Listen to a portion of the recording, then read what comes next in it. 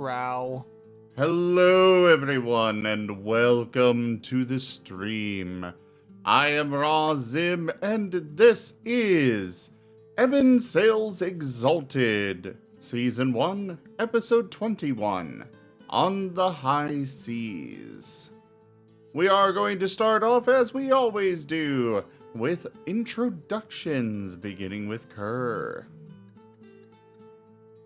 Hello everyone, I'm Kerr, I am the DM of this game. God, it feels good to actually be able to say that again. Except you're not the DM. I'm the storyteller, same basic thing. Legally, I'm no. the one who holds all their lives in my hand, and I beg them, please stop trying to seduce the catfish. Please. In this game, I think it's more us holding your life in our Row. hands.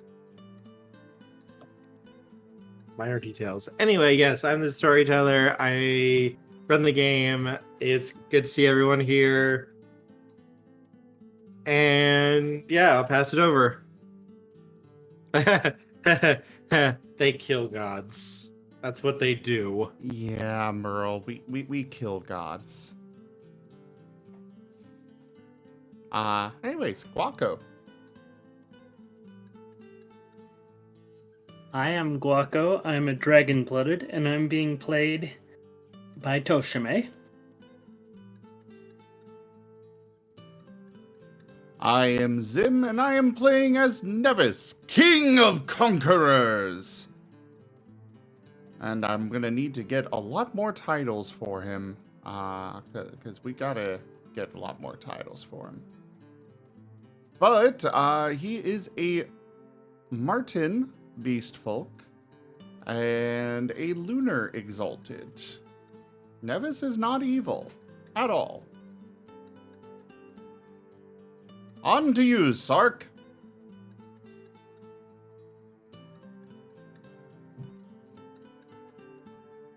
Sark, is your mic working?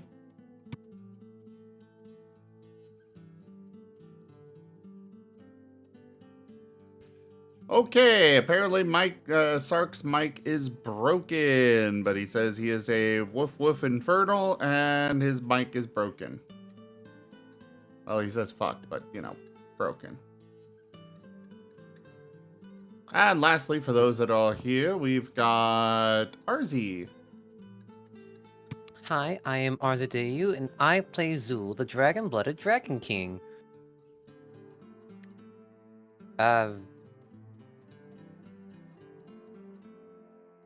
He's new to the group.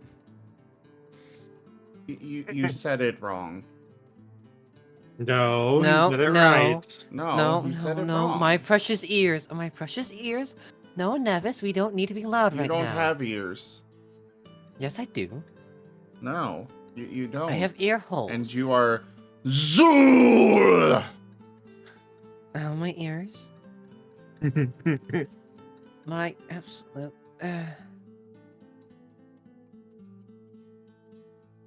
So anyways, we're going to go ahead and turn it over to Kerr for the recap of the last 5 sessions. Oh, ow. You guys were able to single-handedly take on two entire armies, one of mortals and one of beast folk. You're able to make peace with one of the armies temporarily, as the enemy of my enemy is my friend, and you're able to force the entire rout on the other army. Both armies have since retreated, leaving you guys, the uncontested rulers of this island now. You have gone to work getting a Dragon King army up in Adam, but that's going to take time, and they're working on it right now. And then Our illustrious you guys champion are going to be returns. heading off. Welcome home. You guys have your just master ship. resubscribed for 3 months. 3 months aren't that bad. Looking forward to more time. Sorry for the interruption this may cause. No worries, no worries. and you guys were just getting ready to depart onto the high seas of creation. I'm sure there's a sea shanty that'll be sung or two.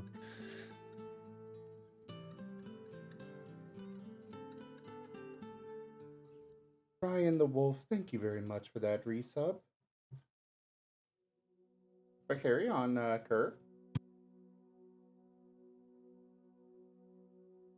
But yeah, that's pretty much where we ended, and that's where we're going to be getting started now. As you guys begin your journey out onto the high seas, I have Pirates of the Caribbean playing in my head right now.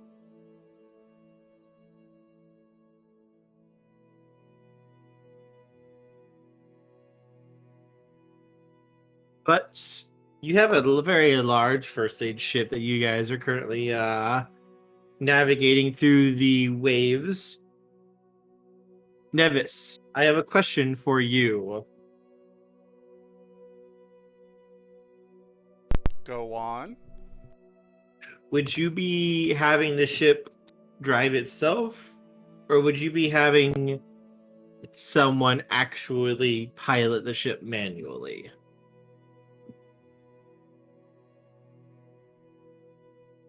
RD, the AI that is inside of the ship, is able to control it himself if you want him to. But I wasn't sure if you would want the AI running things or having someone actually control this giant monstrosity of a ship. Well, I mean, do we even have anybody that's qualified for piloting this thing aside from the AI? I don't actually know, which is why I was asking. Just give me a second.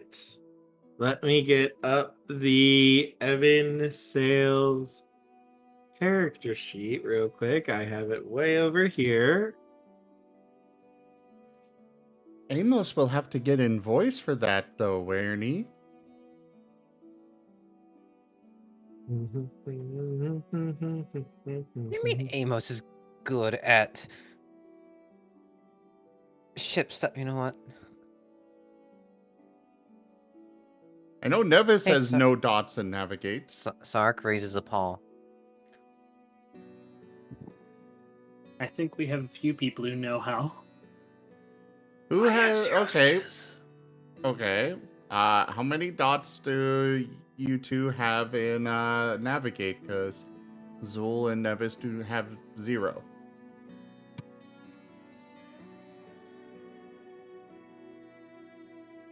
Where is my thingy at? I have 3 in navigate.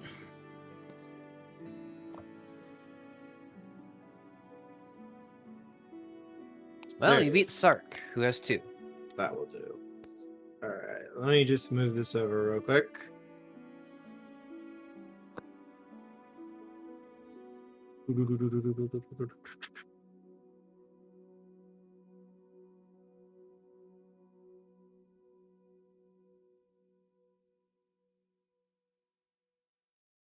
Let's see.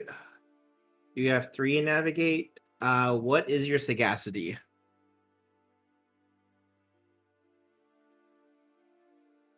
Sagacity is 5. Okay, yep. You can do this then. I'm House of Helps. I need to know how to run a ship. So when you come to the control room for this ship, Guaco, you're expecting, okay, it might be kind of fancy. You know of a few later era like shogunate ships that are kind of complicated, a little bit different than your run-of-the-mill normal like mortal ship, but you can manage those. You've done it before when you've been able to take care of things. However, this ship is like literally almost nothing you've ever seen before, Guaco. This ship is very complicated, very, very different layout than anything you've ever been on before. It takes you some time. You spend probably like 20, 30 minutes.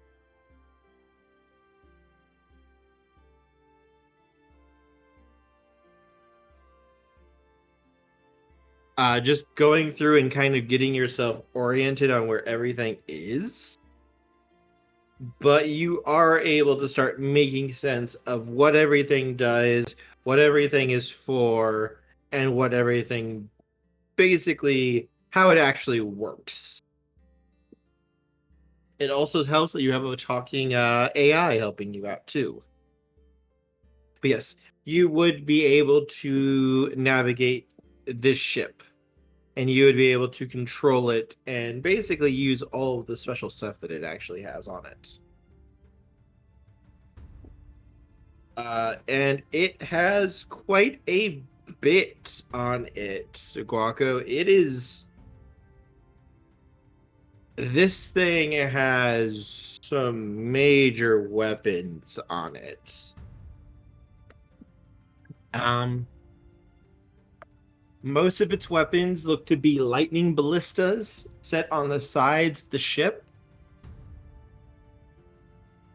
Basically, for those who don't know, and Guaco or RD could explain this to you, a lightning ballista basically is a giant ballista, but instead of shooting a really, really big bolt of wood and metal, it fires a freaking lightning bolts. Capable of basically ripping through, in our technology, this thing could rip through a freaking tank or a city wall, no problem. They are siege weapons. And they are very good. Offering. UA! Turkeme tipped $50. Toshime, thank you so Thank very you. much for that donation. We have let's see. 4? Tier 1 and 2 have been completed.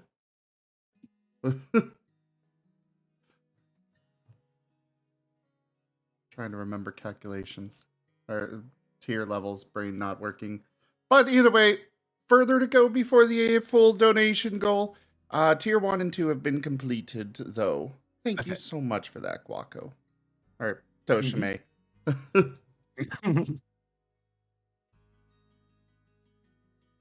However, there's one other weapon on this ship. On the front of the ship.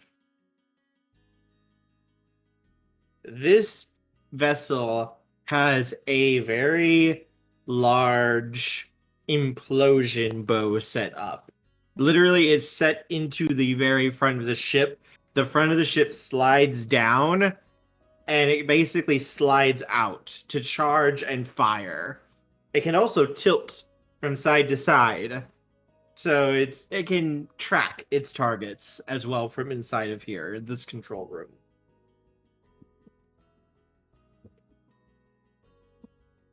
What a implosion bow does, for those who do not know, and that Guaco or RD can explain to, an implosion bow basically targets a point in space and then implodes it.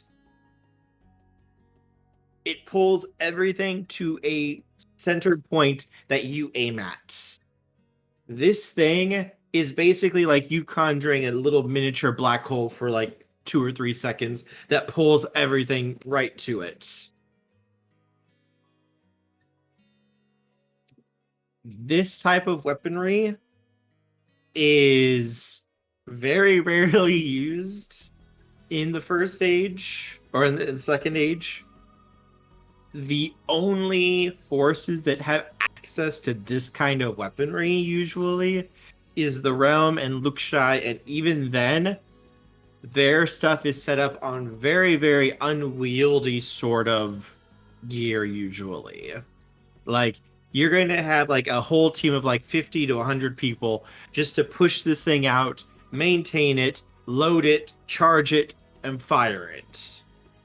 They are not fast. They are not good. They are very slow siege weapons, basically. This thing is probably going to make mincemeat of any type of vessel that you guys come across. If it tries to come after you, you can just basically sink it with one shot. Anti-personnel also. um, Army. it's more dear grid coordinates.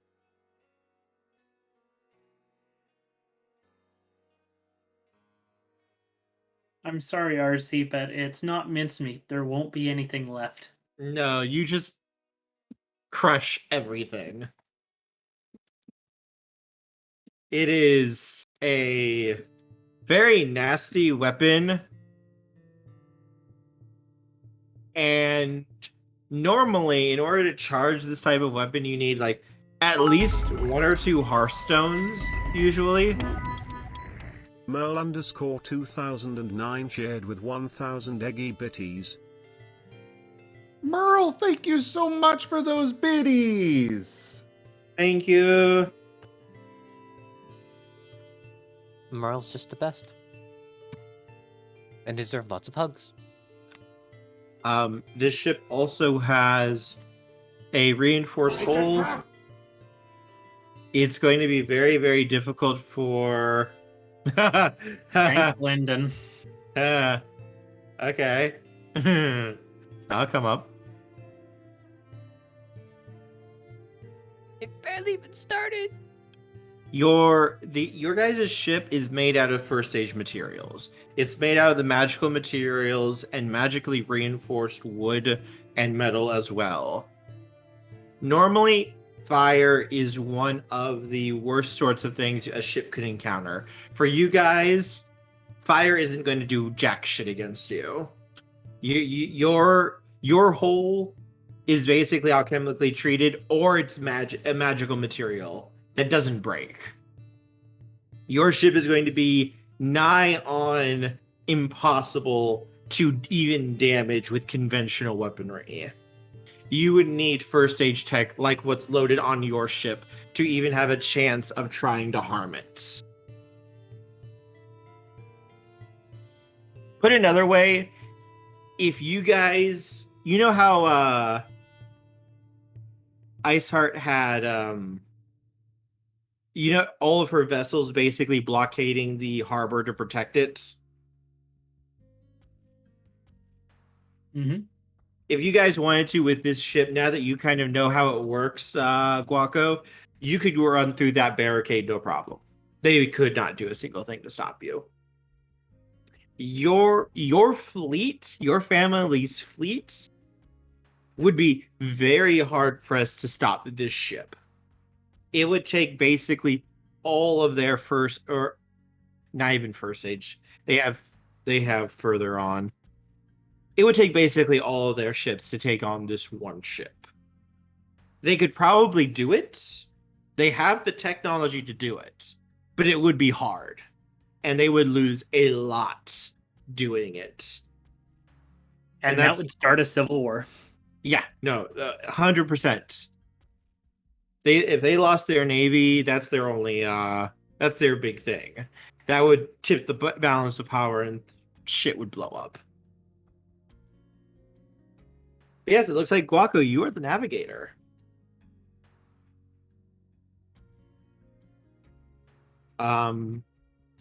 Sark, your mic is broken, but right now you would be able to start work on your projects. You have your factory cathedral down below. You have a fully working AI to assist you as well, and he has been helping your friend with that. And you have my still. Yes. Zool, for you are actually very comfortable on this ship. This type of technology that you're seeing around you here is very familiar to you. I figured as much. Yeah, this type of technology was very common. This is a very impressive ship. This ship is definitely like top of the line, and it's got some pretty big modifications to it that makes it probably one of the best ships you've ever seen. But other than the special little bells and whistles, it's mostly just a really hyped up first stage battleship, basically. Battleship carrier. Kind of a mix between both of them.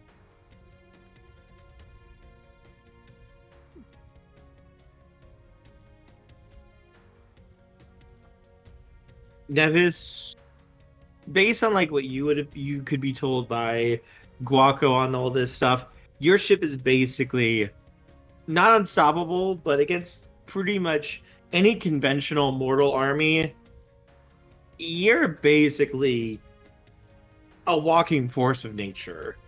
You are a hurricane that people would survive rather than try to stop. The biggest weakness would be boarding. Yes. That is basically the only thing you would have to be worried about is people getting onto your ship and trying to take it down.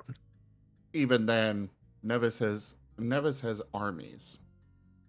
Yes. You also have, you do know you have an exigent specifically tied to the god of this ship.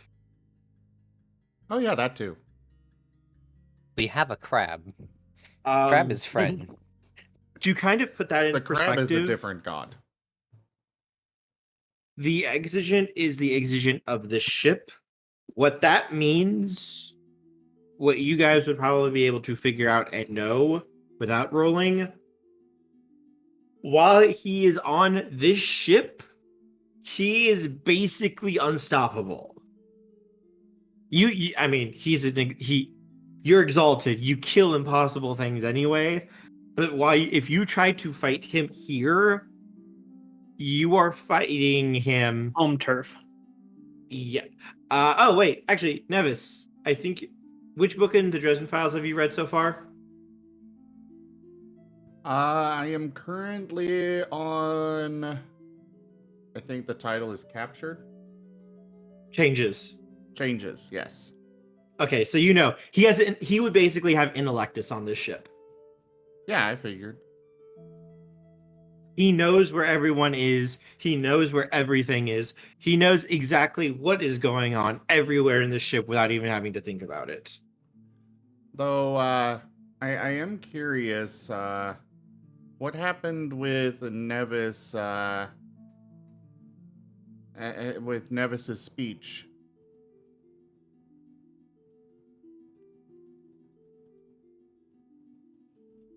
Which one? You left it on a cliffhanger on the results of his speech to the captives on whether they were joining his army or staying or such. They would have joined up with you. Oh, shit. Oh. My I epic forgot about speech that. just kind of thrown to the side. No, they would have joined up with you because, well, partially because they didn't want to die, and also because maybe a couple of them actually thought you were pretty impressive. It's going to take some time, but you will actually be able to get them into your army if you work at it. Also, if you have any questions, Merle, feel free to ask. I can answer them too while we're going. But yes. Very briefly, for those that are new to Exalted, Exalted is a system all about being overpowered as hell. Any anime character, the end of the series anime character, you can build them in Exalted at character creation. Probably. Some of them might be a little difficult, but I could probably make it work. We are playing characters that are much more powerful than a level 20 D&D character. Mm-hmm. So that's the kind of thing that we're dealing with here. And like I said before, there are thousands upon thousands of gods. Every blade of grass has its own god. Gods in this system are more loose in terms of how powerful they are.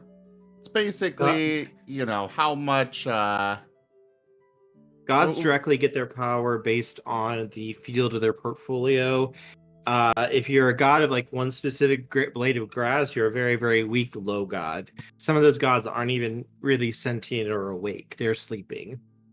Other things of broad, large concepts, like the goddess of bureaucracy, for instance, is a very high level, powerful god. She runs one of the bureaus of heaven. So, depending on what you're the god of, it basically determines your level of power, and that can go up or down depending on if you get new things added to you or your whatever. If you're a god of an animal and that animal goes extinct, well, you're out of the job now.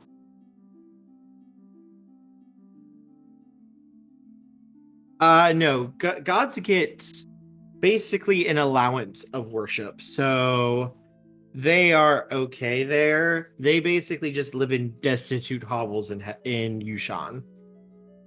And by destitute hovels, I mean the most opulent palaces that anyone in creation, the actual world, has. Just very, very bad in terms of heaven. But if extinction happens too quickly, the gods break. It can, yes. It depends on usually what's going on with it. But yes, gods in this game very much. There's a lot of them. There are a lot of them, and they like getting worshipped, though. Worship does give them power.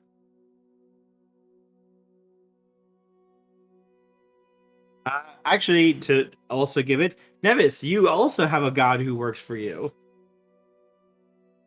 I have 2. I know, I was just thinking of one, but tell them of the gods that you have.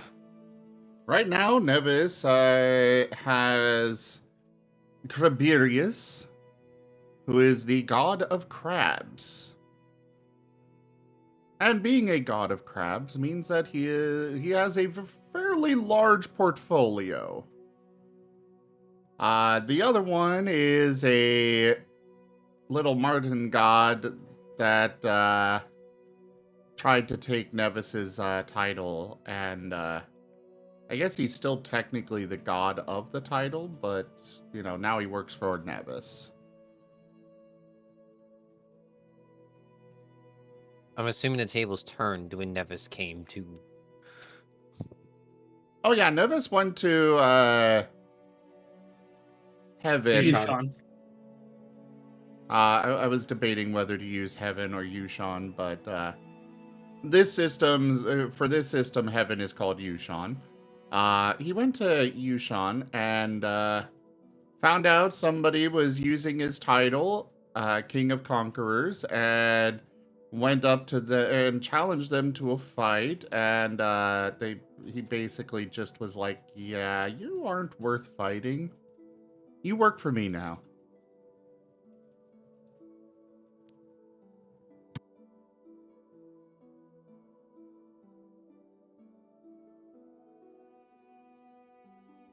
Fun.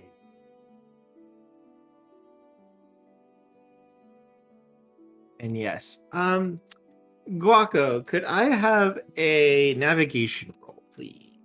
You get a +3 on your dice for this because you have some very, very fancy sensors and such that help you out.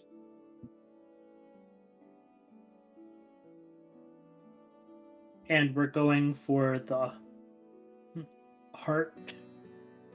Yes, the Heart Eaters. Okay. I can use As the Crow Flies. What does that do? Exalt, an impeccable sense of direction and distance never fails her.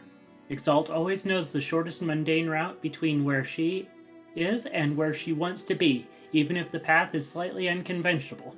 That may mean going over rooftops or cutting through a tea house kitchen. Rather than navigating the city's busy streets, she may cut corners a number of times equal to her essence during a travel's venture without suffering the consequences.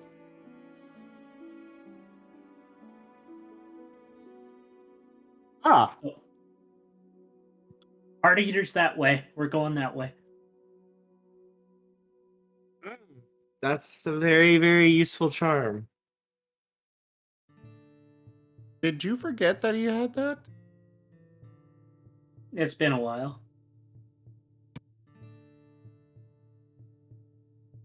Ah, Exalted Charms, never failing to upend all plots of the DM. It's fine. So, also, this is important because I feel like everyone here would also like it, and I feel like you guys would enjoy it too. The only way to usually change or manipulate fate in Exalted is by spending essence to power like charms or do spells or things like that. Otherwise, usually fate is pretty locked in. But whenever any Exalt uses essence to do something, they literally tell fate to go fuck off and basically can twist the fabric of reality to make what they want to do actually possible. I just thought that was a cool little thing, considering what you're doing to me, Toshime. In Exalted, the storyteller really doesn't have as much power as in other systems. Most of the time, the storyteller has to kind of look at his players and be like, can I do this? And then we are like, well, actually, my charm here just says no. DM goes, rocks fall, everybody dies. Exalted goes, I parry the parry. rocks. No, you don't parry the rocks. You let the rocks fall and you carve statues out of them as they fall, and they land perfectly. Also, this is a perfect, darling. Oh, so wonderful for you to invite Why me did on you board your summon ship. him? Hello, everyone. So delightful to see you all. Hello, Nevis. How are you doing today? Executive decision, RZ is kicked out. Darling, I was already on board. I was simply exploring your vessel.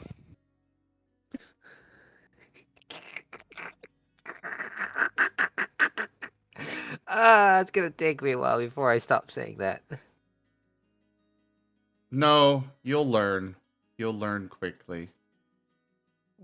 Hello, Guaco. How are you doing? Are you A little doing busy good? steering the ship. I see you are managing it absolutely perfectly. My compliments, darling.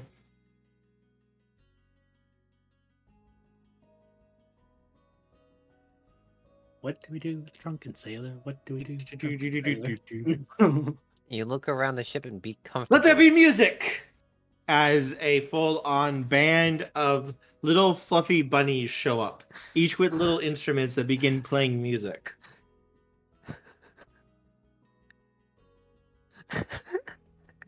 You like them, darling. I trained them myself. The instruments are made out of salt. Oh, you wanted me to roll navigate? Yes. Okay. You summon Domino, Zool. He's going to have fun now. Guaco now has a band playing dramatic music as he's navigating. Does it resonate throughout the ship? There's a delightful idea, darling. It does now. You're well done.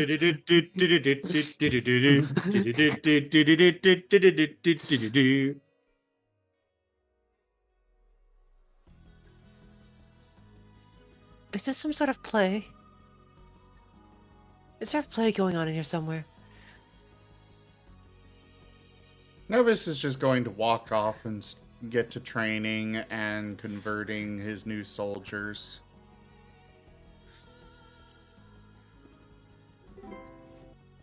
Okay. Sail 3.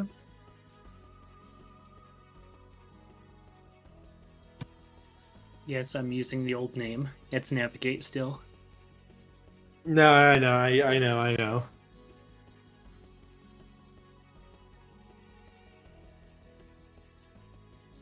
Alright, so far it's clear skies and pretty decent weather. Nothing causing problems as you're going. Nevis, your soldiers are already hard at work as well, training the new recruits.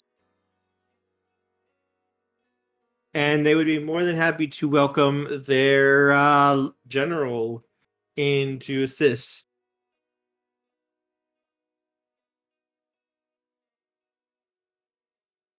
Zul, what would you be up to on the ship? What would you be out looking for?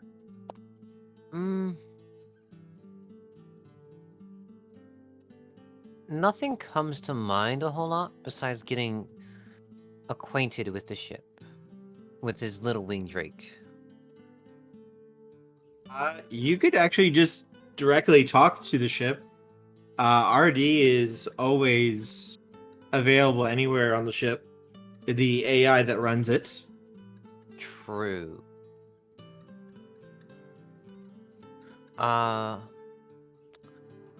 Yes. Zul will speak up. Artie, Yes. my memory's a bit hazy, but I recognize your name. Indeed. I was first constructed back over 1,000 years ago. Sounds from the time I was still awake. Indeed. Is there anything that you require? Not a whole lot right now, just going down a trip of memory lane. If there's anything that you require, please let me know. I do ask to please not rip out the hearts of anyone on board, though. Understood.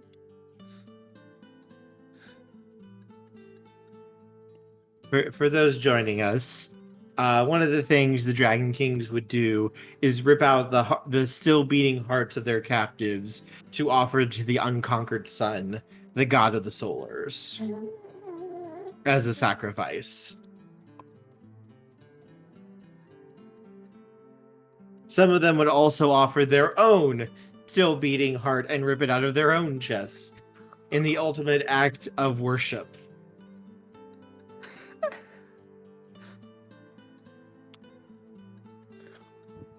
Because they know they're going to go back as an egg. Yep, they'll just reincarnate and we'll have all their memories eventually, so it's not really that big of a deal. Death is meaningless to us. It's just like a small nap. Pretty much, yeah, as long as you have someone to train, you're usually good.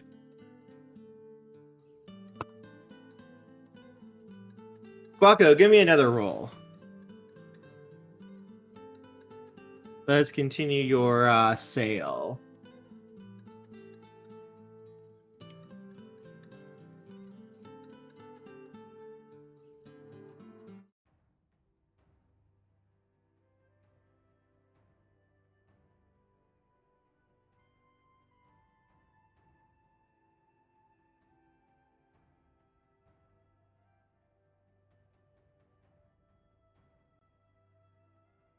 Okay.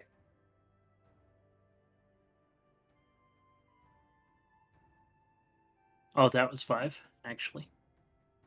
Oh, okay. Guaco, you see something. As you guys are making your way across,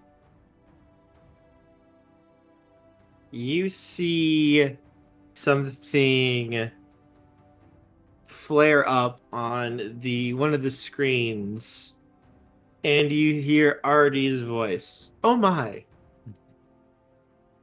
Essence detected. Warning. Warning. Warning. Warning. Warning. Pull up main screen. Give me a sagacity roll, Guaco.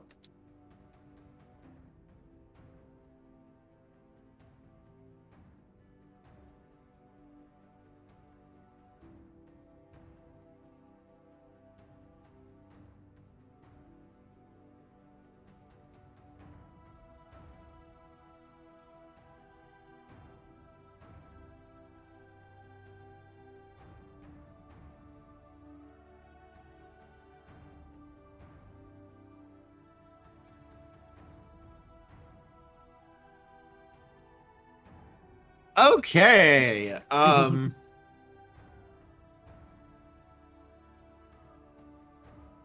Yeah, you just kind of take one look at the screen and you just kind of do a double take a little bit. A normal ship would not be able to see this, but thanks to the systems on this vessel, you are able to see what looks to be a opening in the sea directly in front of you. The ship is heading for.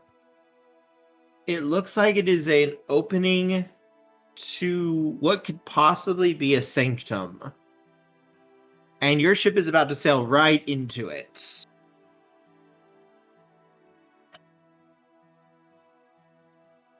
Nevis to the main deck. Nevis to the main deck.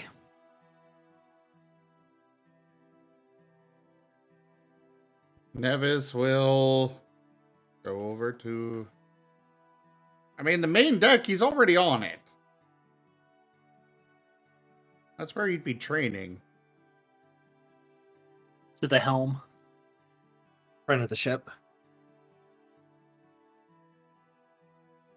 Okay, where is he needed? Because the helm and the front of the ship are two different things. Fair. To Guaco, I guess. Yeah. Okay, Nevis will head to the helm. Doesn't take you that long to get there. And Nevis, you also have essence sight, so you would be able to see this even without the system's help. There's a very large gateway that your ship is basically about to go into right now. It looks very similar to the same sort of gateway that you went to when you were talking with the spider god. This would likely take you into the domain of a god. Oh boy! Another recruit. My god, Nevis technically has... Speaking of the spider god, Nevis technically has 3 gods working under him. He's more of a contractor.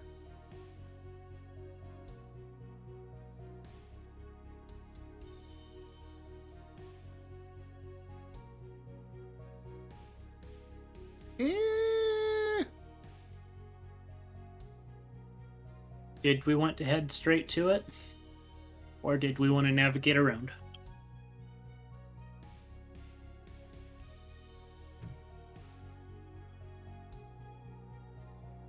Huh. Good night, Merle. Thank you for your support again.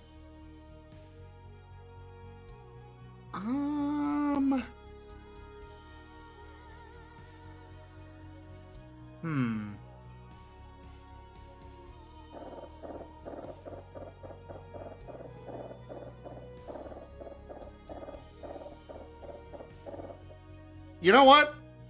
Into the abyss.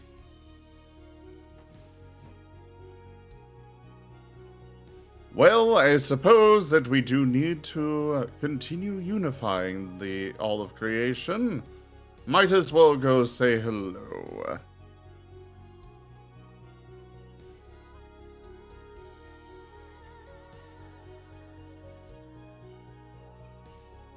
Look, Okay, making sure we I have don't no crash. space for any more.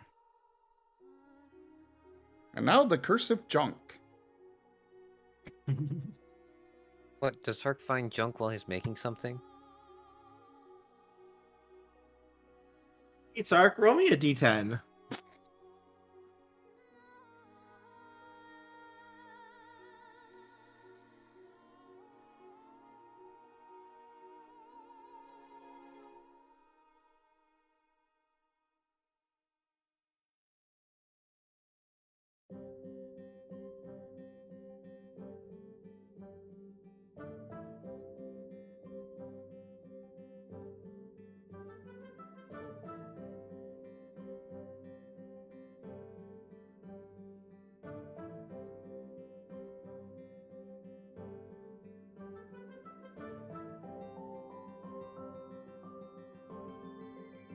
Sark, Sark. if you could roll me a d10.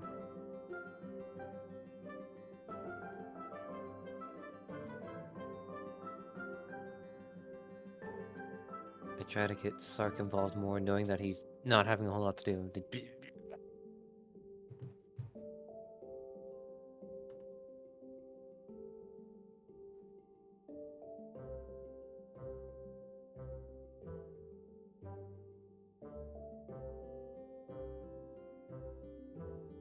Alright, I guess Sark is not here tonight.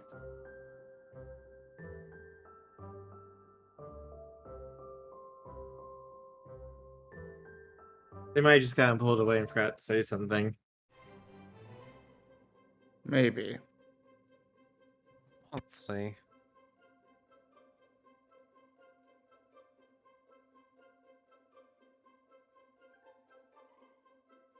Alright, so we will come back to him. So you sail right into the area. Looks like it. Nevis is going to have his soldiers clear the main deck. Head under, down below. Because this thing raised up out of the water before. And he doesn't, you know, most of his soldiers aren't able to breathe in water, so... Yet.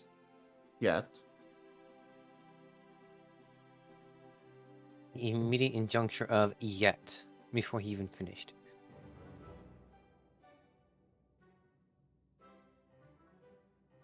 So yeah, he'll bring them below decks and get the ship sealed up just in case.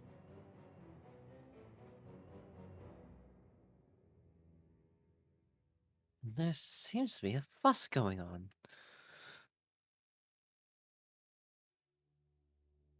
He's still not used to the intercom, so he just sends some messengers out to everybody on the deck and stuff.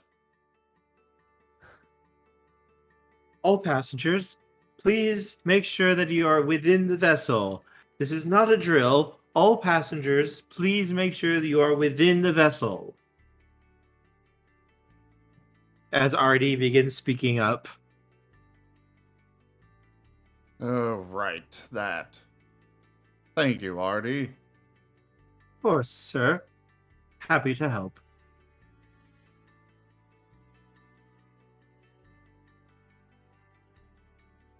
And you cross the boundary, entering the sanctum.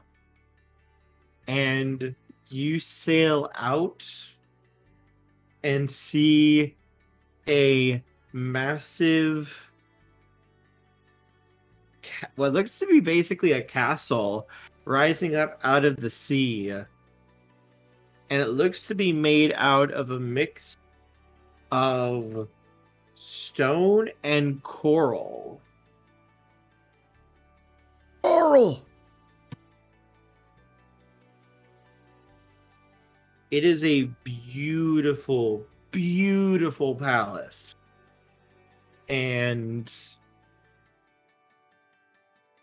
it's almost like a tree rising up out of the sea almost. With its branches reaching up towards the sky.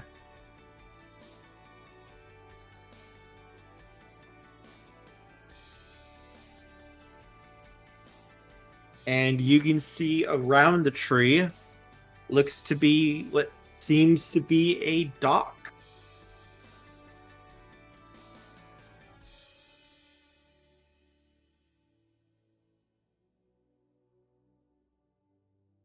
Well, I suppose we'll just have to go and, Dock up. yeah.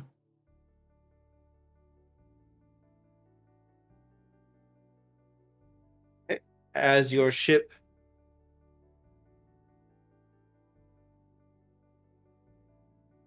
begins to make its way towards the great castle of coral, you can see on the dock little figures coming and going. It looks like you can see tiny little vessels. Looks like a ship, maybe little ships that maybe hold 3 to 4 people. And they all stop as they see your massive battleship sailing towards them. And many of them are pointing, and a couple of them are running into the castle now. And it's not too long before you guys are able to dock up at an empty area of the dock.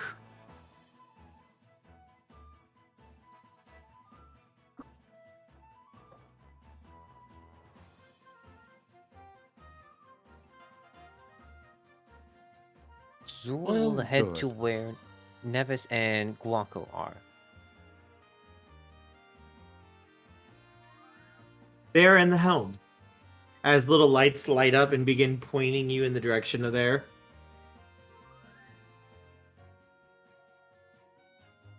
Convenient.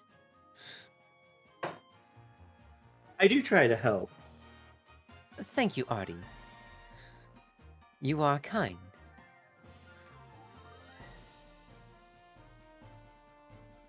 Bess, it should only take around 25 seconds for you to run there to them. Fun. And he'll run directly towards the helm. It doesn't take too long as the ship is getting ready to dock. You would make it to the helm where those two are basically bringing the ship in.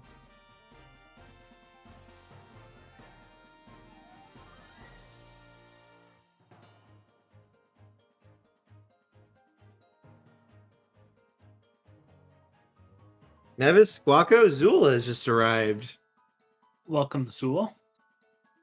Ah, welcome in, Zool! Nevis, do you have to yell every time? There's just something about your name that requires it.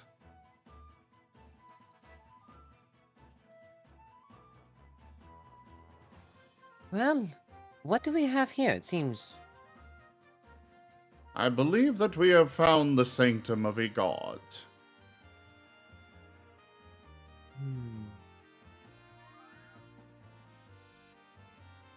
Could I roll to see if Zool could figure out which god? Yes, that would be a sagacity roll. There's a good chance that you know him. I have a decent, good chance. You know, that's a good idea, actually. I will roll as Alright. well. D10.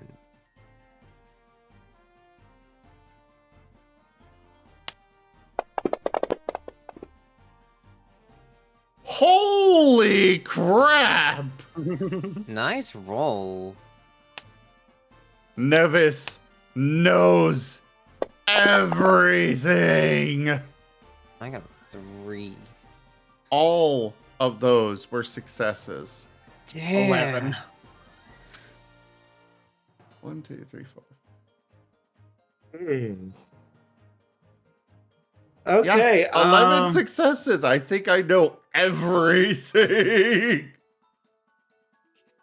So, Nevis.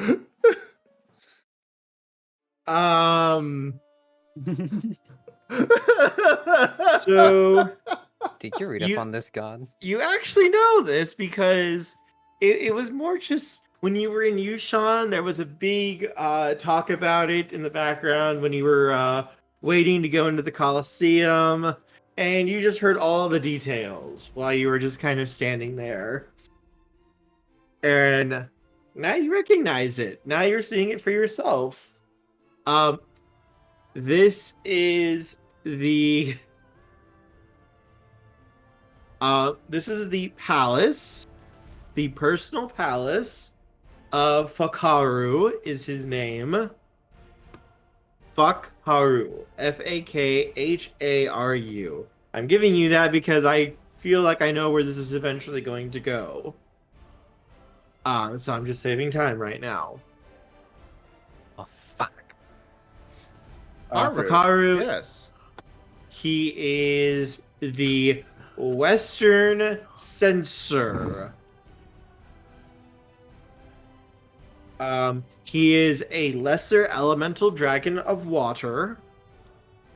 So he is not technically a god. He is a lesser elemental dragon. However, he is basically in heaven, he is basically the equivalent of one of the highest ranking gods there. His job is basically to be the enforcer for the laws and rules of heaven, and every god of the West falls under his domain. If someone breaks a rule, this is the guy in charge of basically making sure they get punished for it.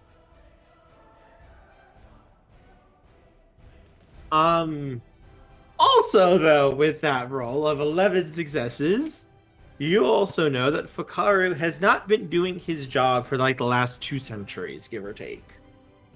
It's not that he is corrupt necessarily, he just doesn't really give a fuck anymore.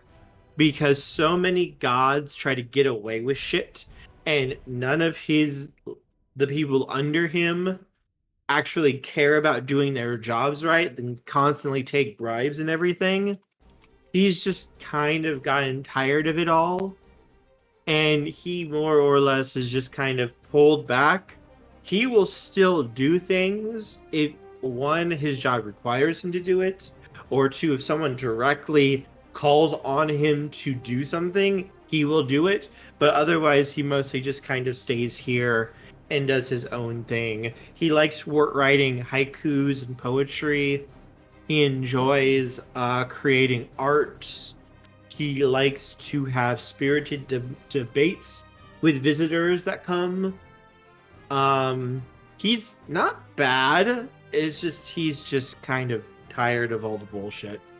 And he's just kind of given up on you, Sean. He's realized just kind of how corrupt the place is now, and he doesn't want to be part of it.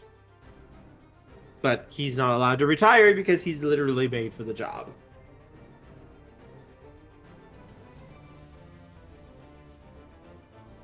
Perfect. Sounds like the prime recruit for Nevis's forces.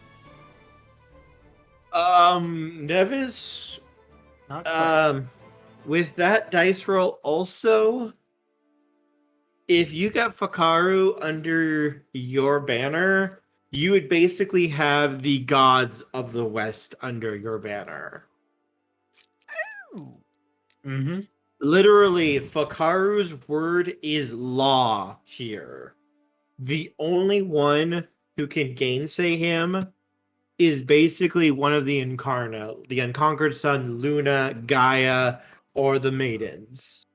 The other heads of the other bureaus can kind of lodge complaints or things, but they have no authority over him. Only one of the Incarna does.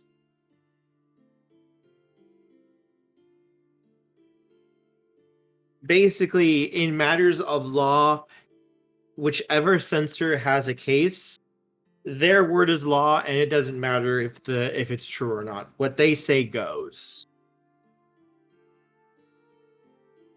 To quote Star Wars, they will make it legal. Make it so. Wonderful. A And very outside- prime recruit. Outside, you can see what look to be little, basically the equivalent of like blue-scaled kobolds running around. And it looks like they're the ones who are like managing the ships and such.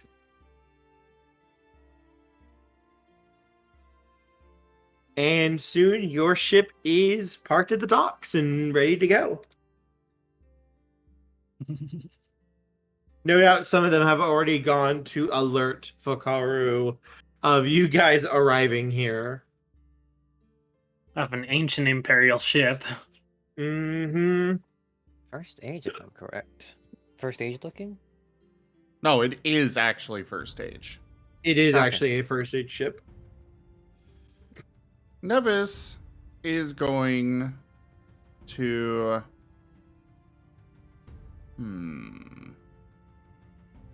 That's a good idea. Ferris, Yes.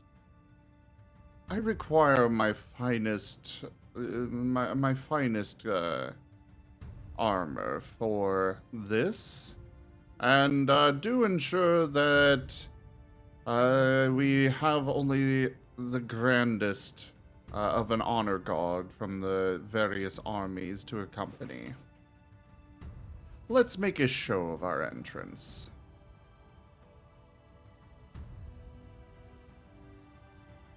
He will nod and begin getting everything set up.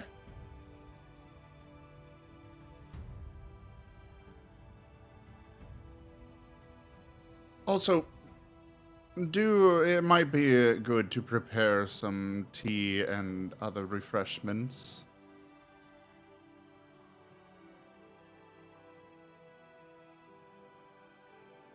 And Nevis is going to stride out onto the deck and wait for everything to be prepared. With banners streaming and everything, only the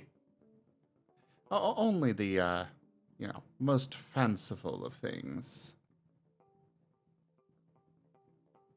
And because this is a first stage ship, we can send out permission to dock. Yes, and you would receive permission back.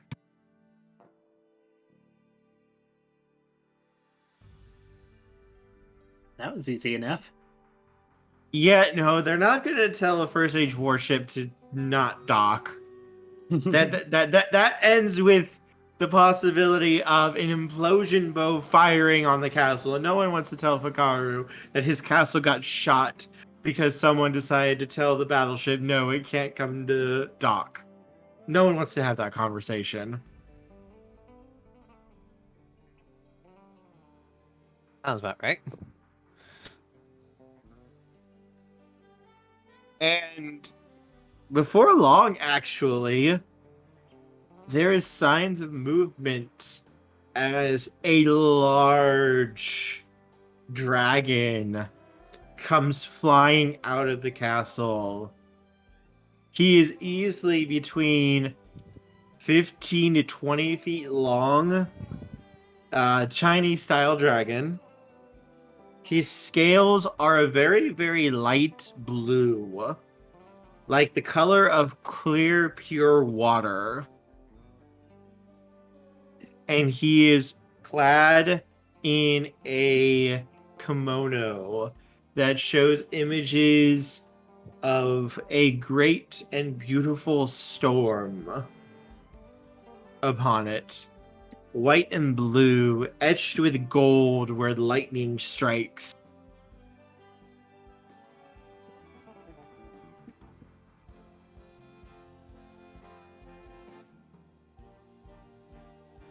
And the great dragon flies towards this vessel. And right towards you, Nevis. So, I only have a sketch of his outfit right now. But, Nevis does have, a finer outfit. Let me find it here.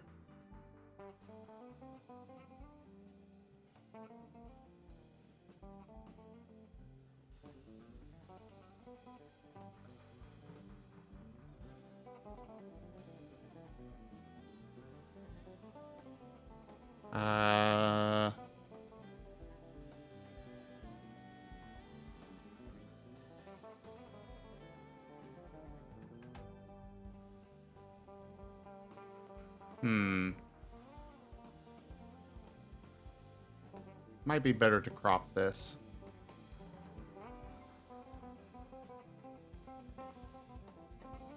Copy image. Give me one moment, but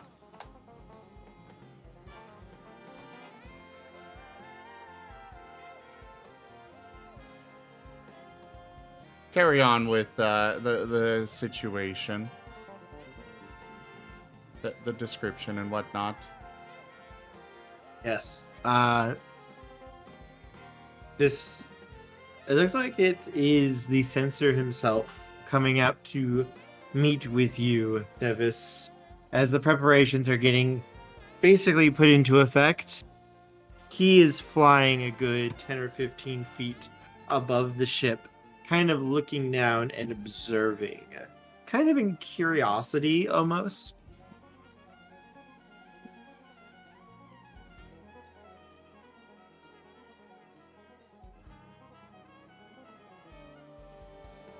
Oh god, my computer is trying to commit seppuku. No, don't commit seppuku. I forgot how Please don't. massive Mary draws everything. Please don't commit whatever the computer's about to do. Please don't.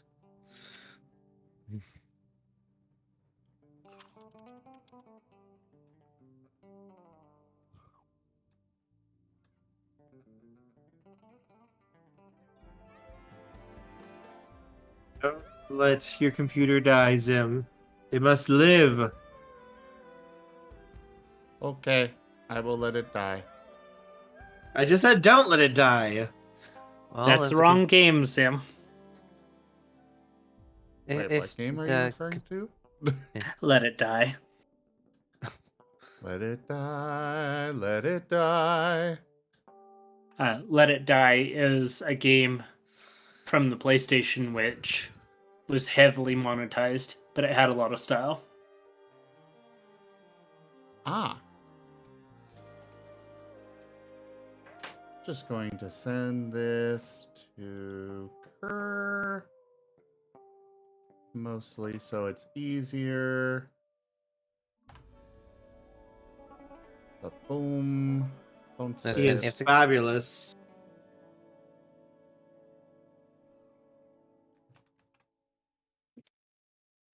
If the computer dies, then so does the King of Conquerors. He parries it. Yeah, he parries it. There. Just a sketch, but very fine armor, a flowing cape, and even a little crown on his head. He is fabulous. So Nevis will have changed into that before heading on deck.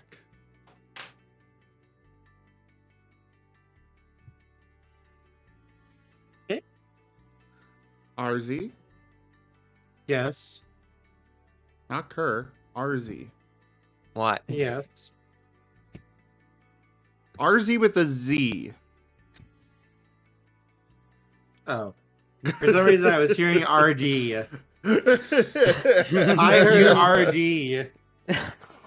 This is why you say Arzadeu. Or say Zool. I just thought you would say Zool.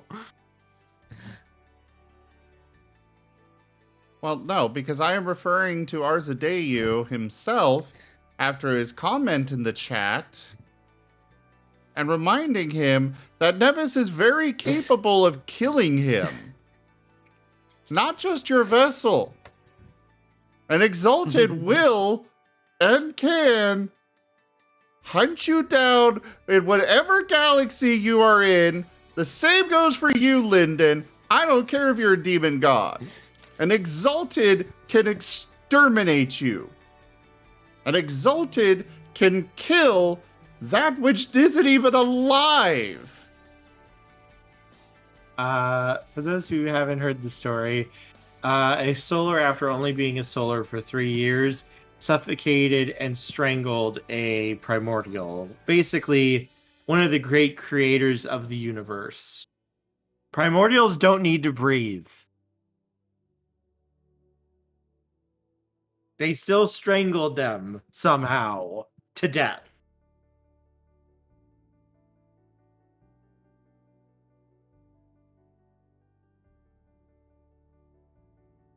But can I just at least say the comment that the crown is cute? All right, Kerr, looks like we're going to space. Time to leave this reality. Bye. Nevis will drag you back to this reality.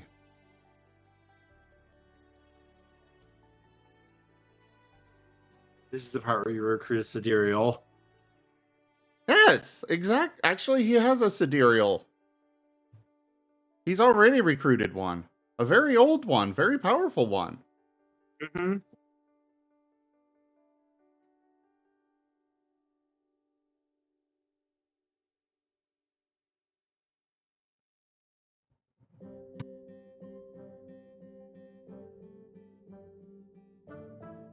Yes, Neva's still cute.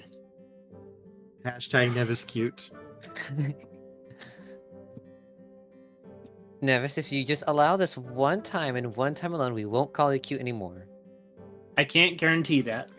Can't promise. Yeah, I was going Okay, to you have say a point. nobody's going to hold to that. You have a point. Hashtag Nevis cute. You heard it here first. Listen, Nevis will have to go after Kerr at some point. If he goes after people who call him cute. I mean, he's already got to go after Kerr because Kerr has decided to replace him. No.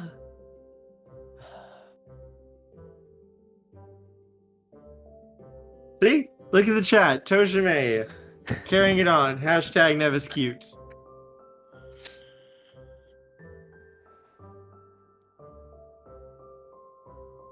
Nevis is resplendent. That too. He is But yes, glorious.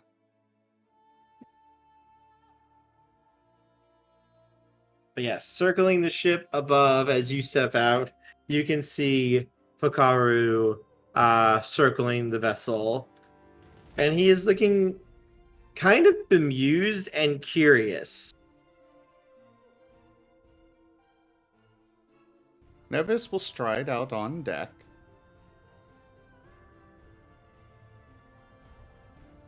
And make a bit of a show of giving a bow. He A has resplendent offering. Turkeme tip $60. Thank you so much for that, Toshime. The donation goal has been fully completed. One moment, I need to go get I need a Pop-Tart for this. 1 second. A Pop-Tart? specific- I hope What? you're happy. You're pushing me to the Pop-Tarts. What? You're There's welcome. something about it that you have to ask him later. Obviously. Now he can afford a Pop-Tart. Okay, now that just sounds painful. I Mentally. mean, that is kind of where my finances are. I have returned. That was quick. Yeah, I just had to walk over, just open the cabinet to get my Pop-Tarts. You pushed me to the Pop-Tarts. I hope you're happy. You're welcome. I am confused on what this even means, but okay. Oh, it's something I don't know if it's going to show up right now because I don't know how long it's going to take you to deal with Hikaru. Oh, he's happy about something. He's really happy about something The that makes him want to donation get goal. Mm-hmm.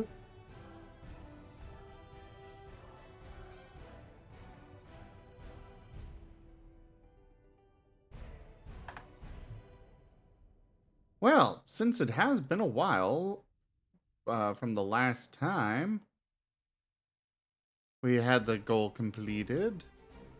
There, I have updated the donation goal.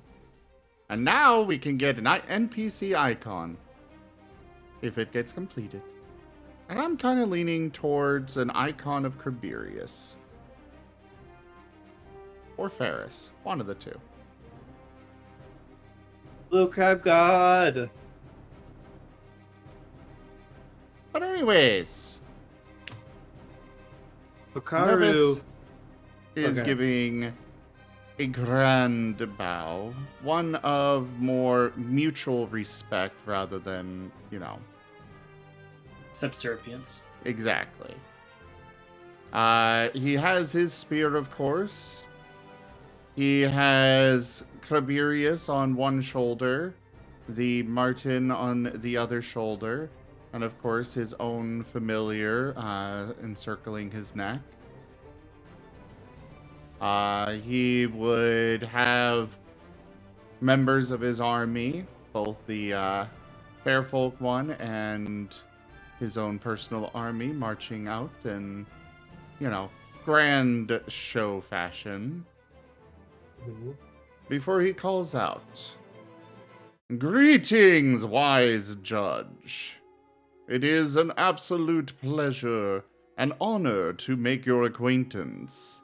I am Nevis, King of Conquerors, and I request an audience with you."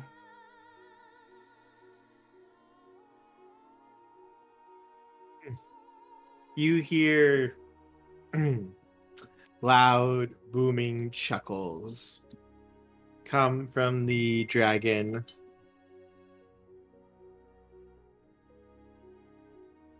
Before he flies down and lands, looking at you. Well met, King of Conquerors. What brings you into my sanctum?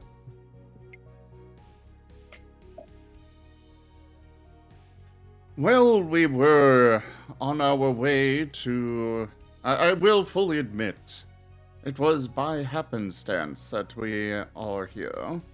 We were on our way to dispatch justice upon some mercenaries, cruelly and brutally murdering and enslaving innocents in this region of the world.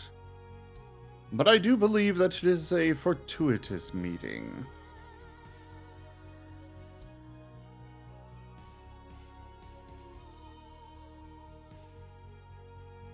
It truly is not often that one gets to meet one as noble and fair as yourself. Normally, the only people who speak of such things to me are those who are attempting to get on my good side before committing some crime or another.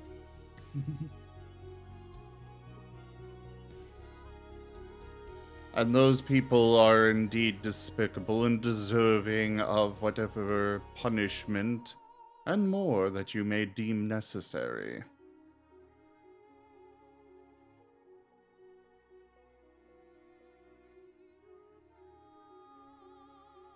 He gives a small shrug. It is unimportant in the grand scheme of things. Few care about the rules or laws of heaven.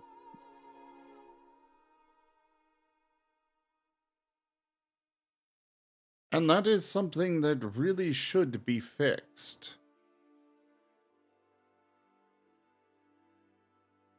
None are above the law. None are above common decency, even.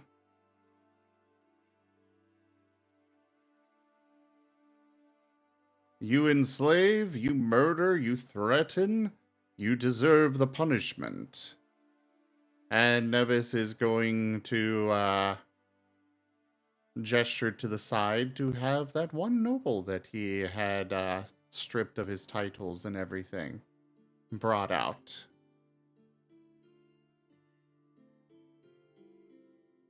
Such as this former noble who abused his position in order to enslave those under him, threatening them and forcing them into his employment by holding their family and loved ones hostage.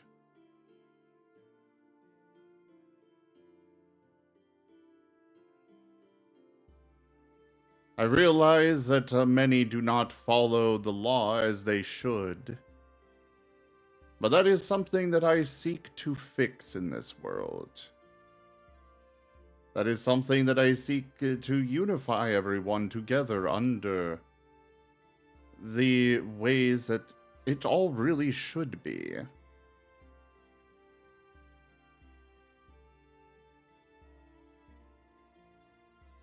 Though one as great as yourself, I believe that you would be able to see that I am not guilty of a crime, nor do I intend to commit one.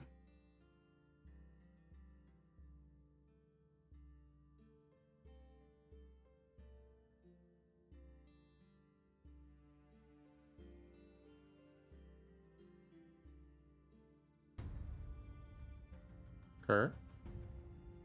I was thinking what he was going to say. He's going to eye you. And yet, you call yourself the king of conquerors. Would you not then hold yourself above the law? Absolutely not. There should be checks and balances for even kings, even emperors. Gods, in fact, also should be held to the same standards as everyone else.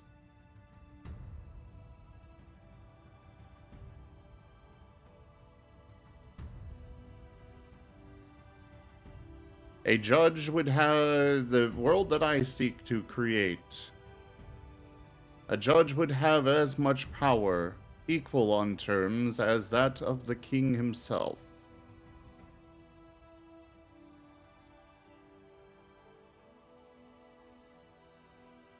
And what is this so-called world that you wish to create? One of unity. One free of the corruption that we have seen rampant in this world as is. One free of people being exploited for one reason or another. One where your station is earned by your deeds and your valor, as opposed to simply your birth.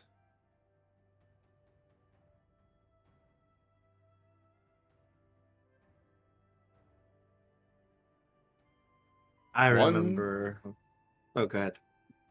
One where even the gods must work, must actually give the blessings that their worshippers are asking for and hoping for when they give their tributes.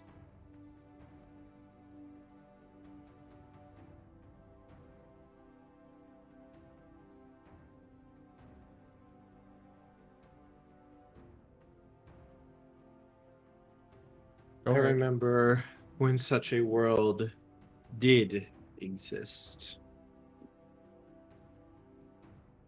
And then it fell to corruption, decadence, and this world was split by one of the worst conflicts that has ever afflicted creation.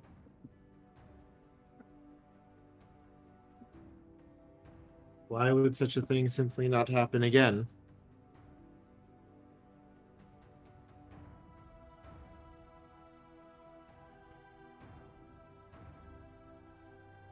Quite simply, hope.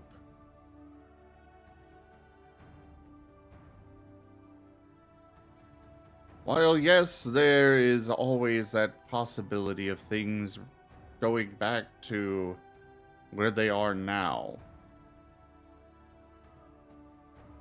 If we keep that hope alive, if we keep it roaring and strong, I do believe that it can overcome any risk of such a catastrophe befalling the world again. Having a proper council, proper means of making sure everyone is cared for, sharing wealth amongst all, There are many ways to go about this to ensure that that does not come to pass again. And in particular, a great place to start is by examining the past, examining where things fell apart before, and ensuring that those are fixed.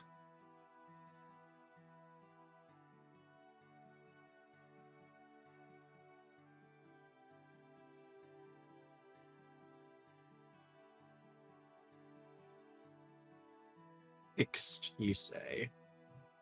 And how would you even begin to fix the corruption of heaven when the very ones who should be ruling it have turned their faces from creation for the most part?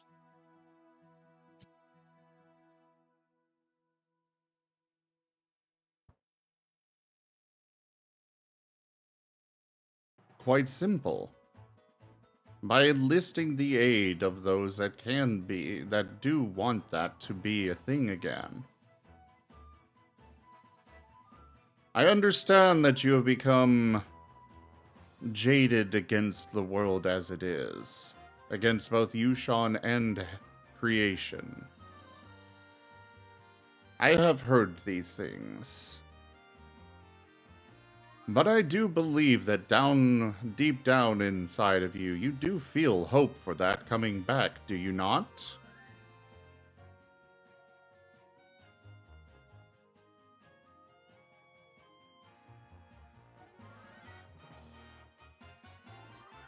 And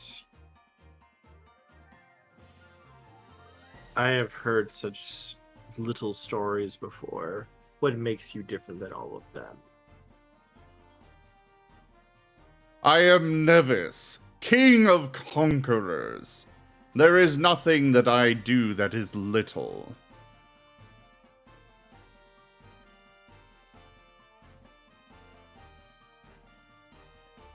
I have the willpower. I have the allies. I have already brought many people under this unity here.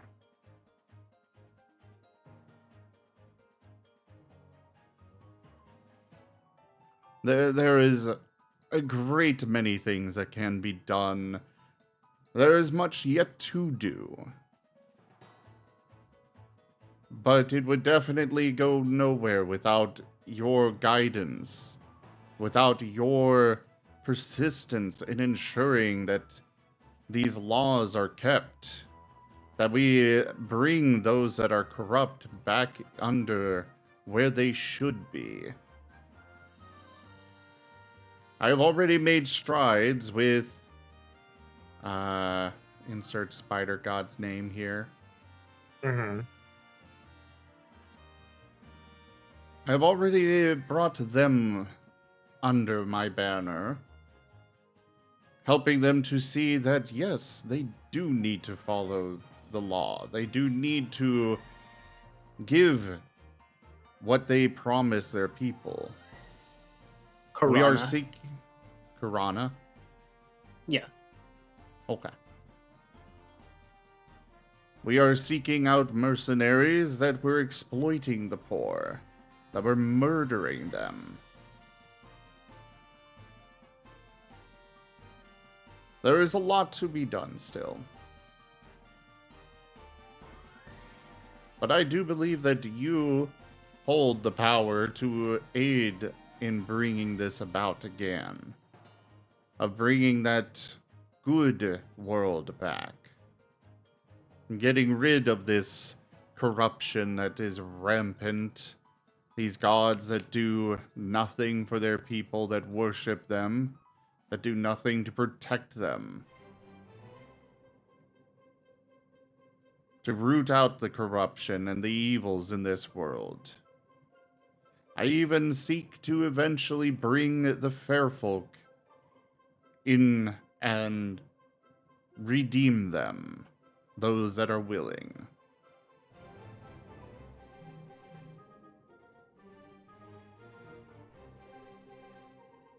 We are not the bad guys, Sark. Also, welcome back. Do do do do do do do back. do do do do do do do do do do do. Well, from a certain point of view, you guys are the bad guys, depending on who you ask. We are only the bad guys to those that are corrupt. Like me. Then, wait, why do you still work with them?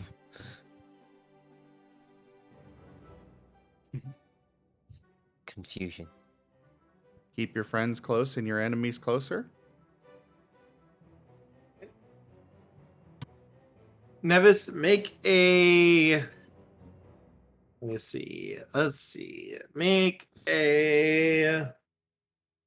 Where are you? Presence roll for me, and you get a bonus plus 3 dice. Oh, yay! Because you are actually targeting one of his intimacies. Intimacies. Huh?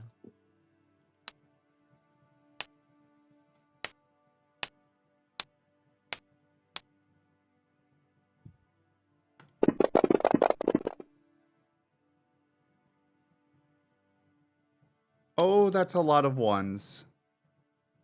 That's a lot of dice. You seriously have that many?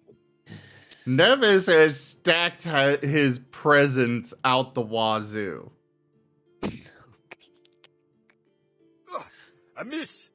Not enough ale. Oh, hey! A reroll. Thank you, Lyndon.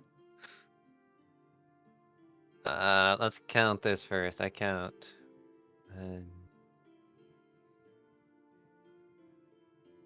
Well, I only first count off, I all do ones. double 10s and 9s on this roll.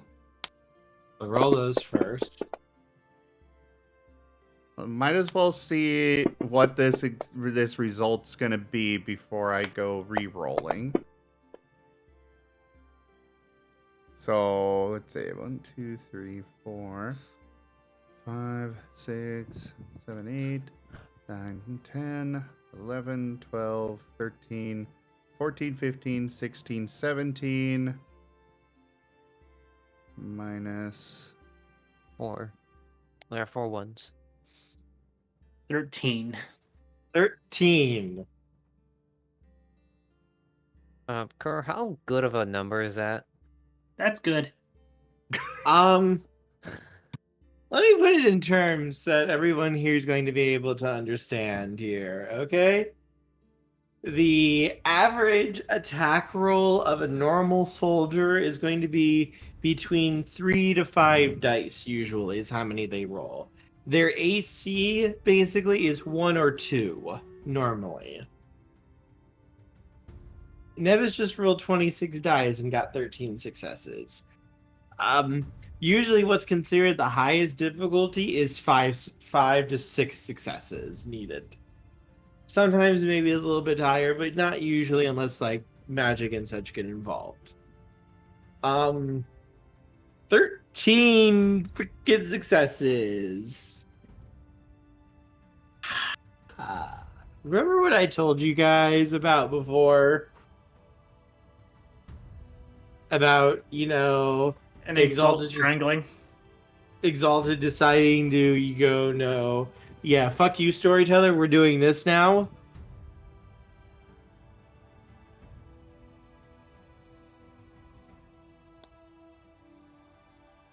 Do you want me to bring out the tea?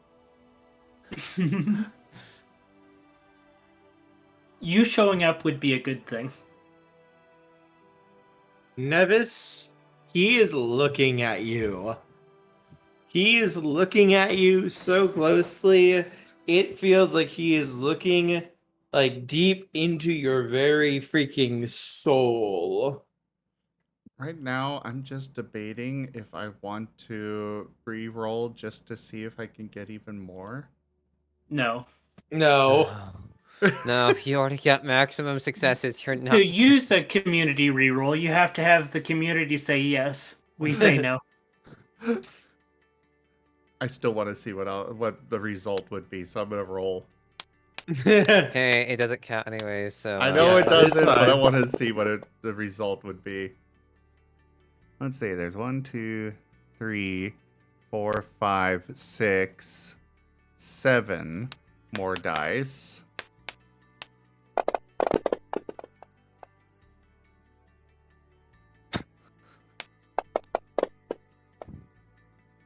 And another. And And another. another. Okay, so this 1, 2, 3, 4, 5, 6, 7, 8, 9, That's 10, 11, 24 12. successes. You sure I couldn't use that reroll? You didn't need it. Who did it? Actually, if he had actually used the reroll, this would have actually completely gotten him on your side without you guys having to do the side quest he's about to recommend. No, we can't. He already rolled it, so we can't say yes. You can use a reroll because we're not gonna get that kind of roll again. This is Exalted. This We is need a fine. side quest. I would like a side quest actually. That's probably a good thing. I am willing to consider your proposal, Nevis, King of Conquerors. However, I require something in exchange to prove to me your dedication. I do seek for us to be allies and equals, so I would be honored to take on any task that you may need. He lifts a paw and a trail of blue essence flows into the ship before he lowers it.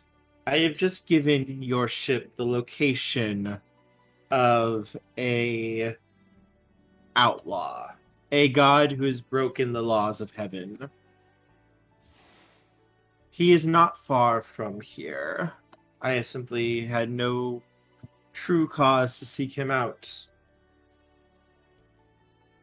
Go to him and he flicks his hand as a small scroll forms and he offers it to you. Deliver the justice of heaven to him.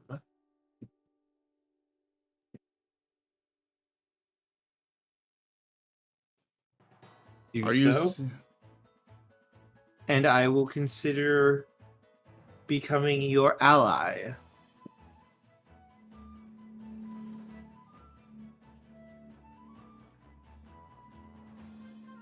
Is this strictly for execution? You have some leeway to interpret what you wish to do. The scroll will allow me to view you from afar, and I will observe what you choose to do. And I will then decide if I will become your ally or not. I will say I generally seek to offer redemption as opposed to death. The choice is yours. I will say no more because I do not wish to disrupt the task. Deal with the god and deliver the judgment of heaven on him for his transgressions. Understood.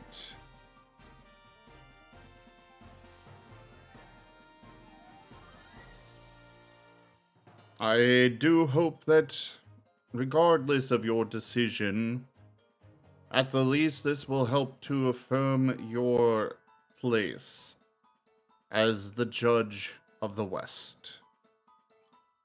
We will see. And And remind with that, others. It wasn't done. oh, go ahead. Sorry. And remind others that seek to break the law that they are not above it.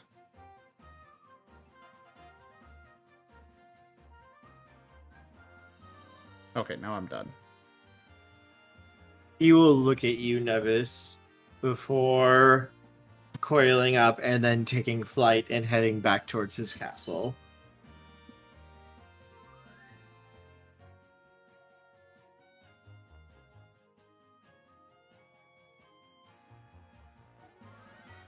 Ardy, make ready for sail. I've already done, sir. They only take a few hours to reach the island. Very good.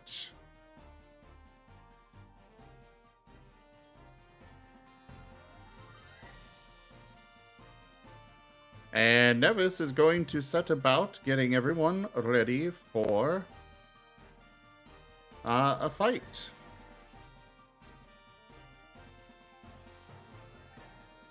Do we know what kind of outlaw god this is? No, Zul! We do not know what kind of god this is. But What transgressions? Nevis is going to look at the scroll. Does it say anything on it? Yes, it does.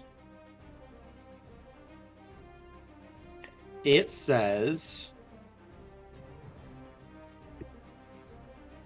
that for the transgressions of... I'm trying to think of the exact term. I'm trying to think of the exact term I want to use here, so give me one moment.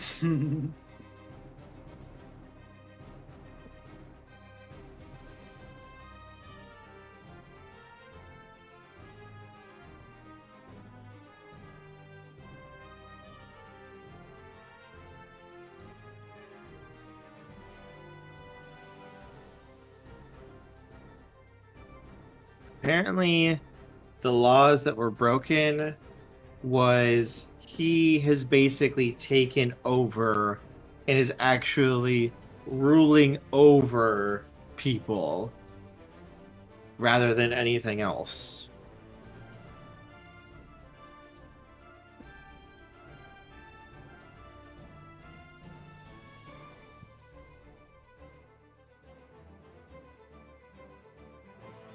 Nevis is not happy about that.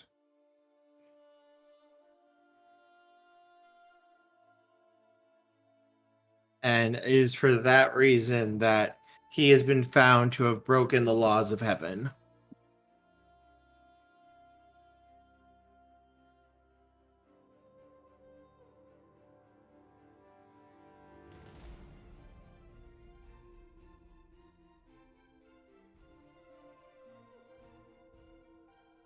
All right. Well, yeah, let's set off then.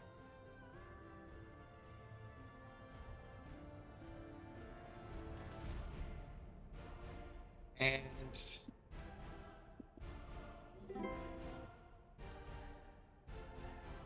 as you guys head on off,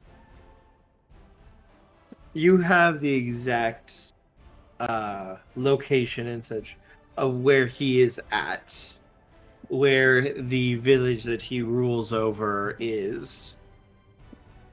And it only takes a few hours of travel to get there.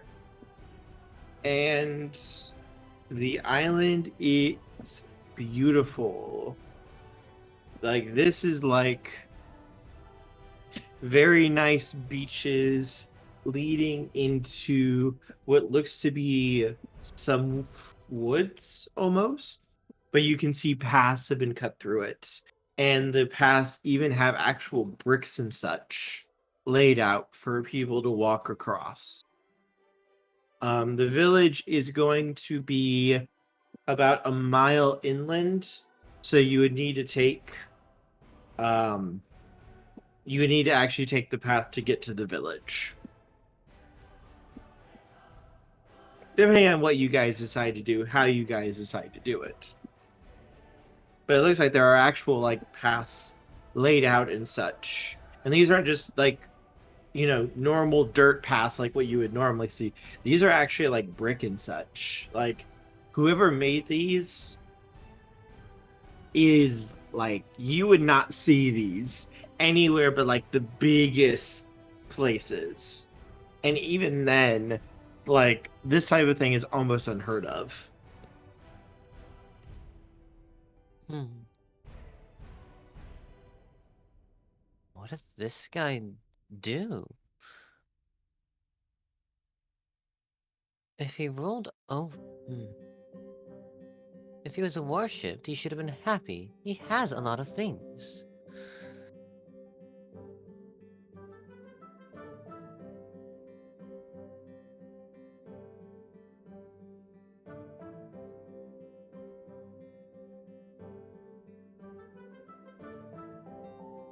I do not know, but we shall find this out.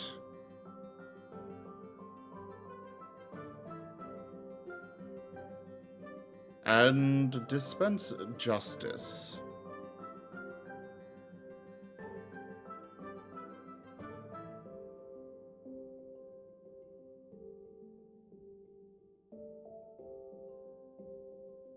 How do you guys want to go about trying to do this? Nevis is going to bring his armies, as always. Mm-hmm.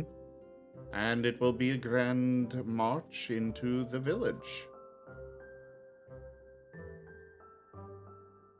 Okay. He will, of course, send out scouts, asking Craberius to bring some of his crabs to report on,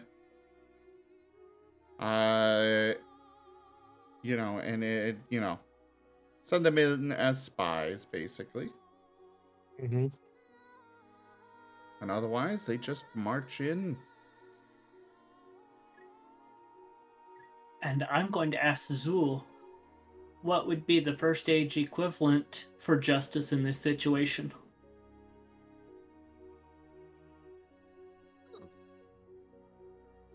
Zul, make a sagacity roll for me. Alright then, that is 5... Oh, well. That would be 5 days. Well, plus your one of your stats. Oh, plus one is... Oh! Your main stat. I forget that. Thank you for reminding me. Yep. Oh yeah, No I worries. forgot that earlier with mine. That would be So- 9 days for me. 5 and 4. 6. Nevis also 7, would like 8, to... 9.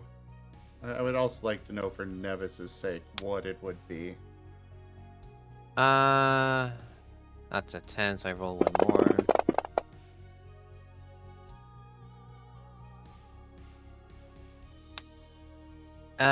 It's anything what? 5 or above or 6 or above? 7.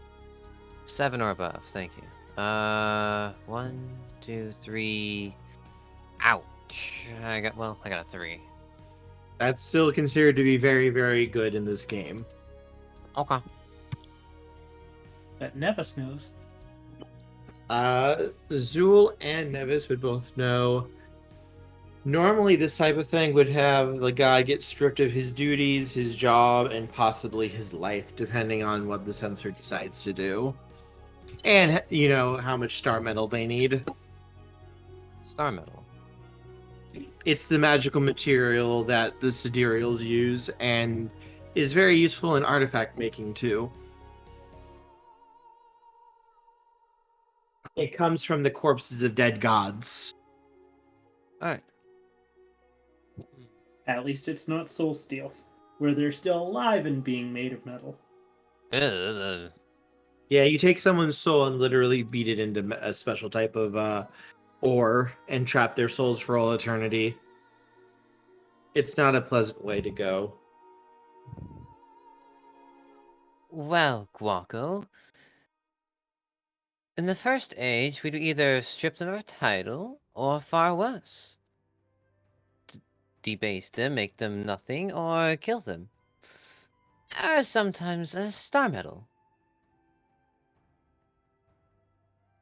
Okay. So a little bit different than what we do now. What is it that you guys do nowadays?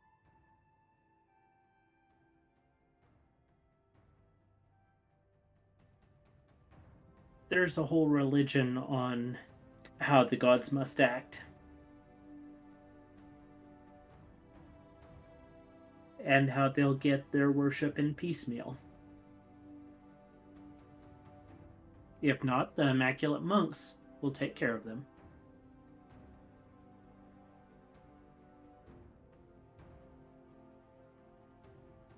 Were the Immaculate Monks a thing back in the First Age? Nope. What are the Immaculate Monks?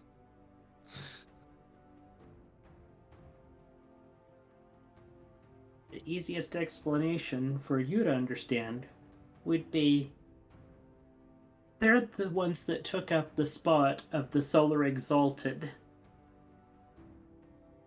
And they are of the Dragon-blooded.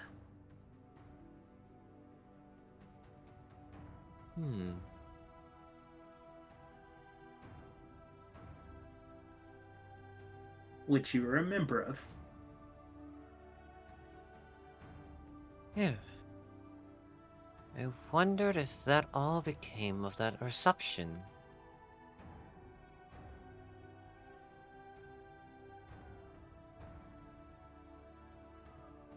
Out of character, I can't really say how it happened.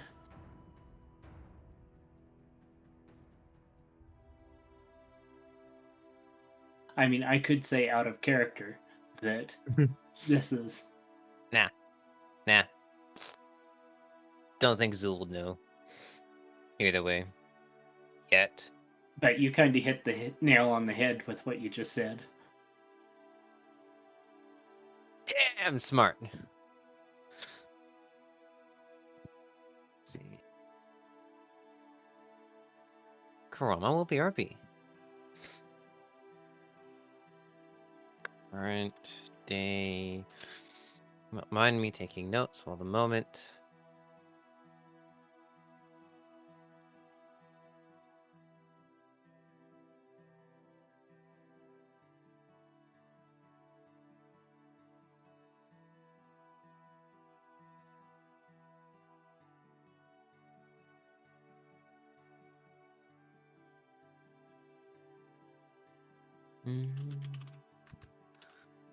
You're good. That monk. Don't mind me, I'm just renovating a directional titan over here. Yeah, I'm sorry, what? What was that? Nothing. What do you think you're doing, you little bitch? Getting slapped by the DM. Yes, you are! Took up the Solar's seat and are dragon blooded. If I remember that correctly.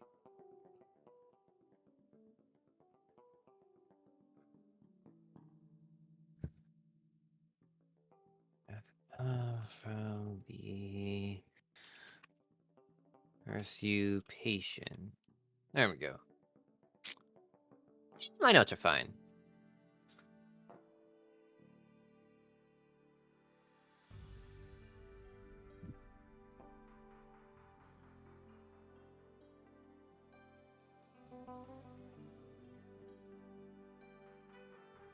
Oh, I'm good.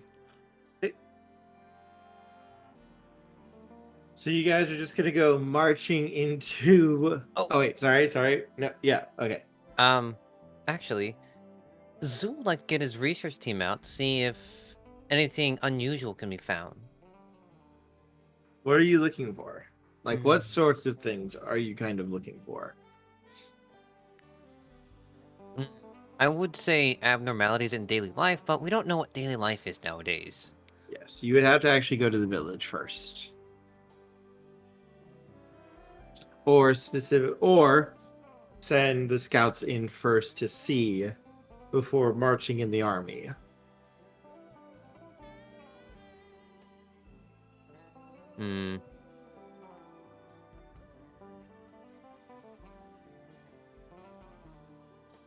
Not much I actually can think of, besides having them take notes on what they scouts would have saw, but that just seems common sense to it already been done.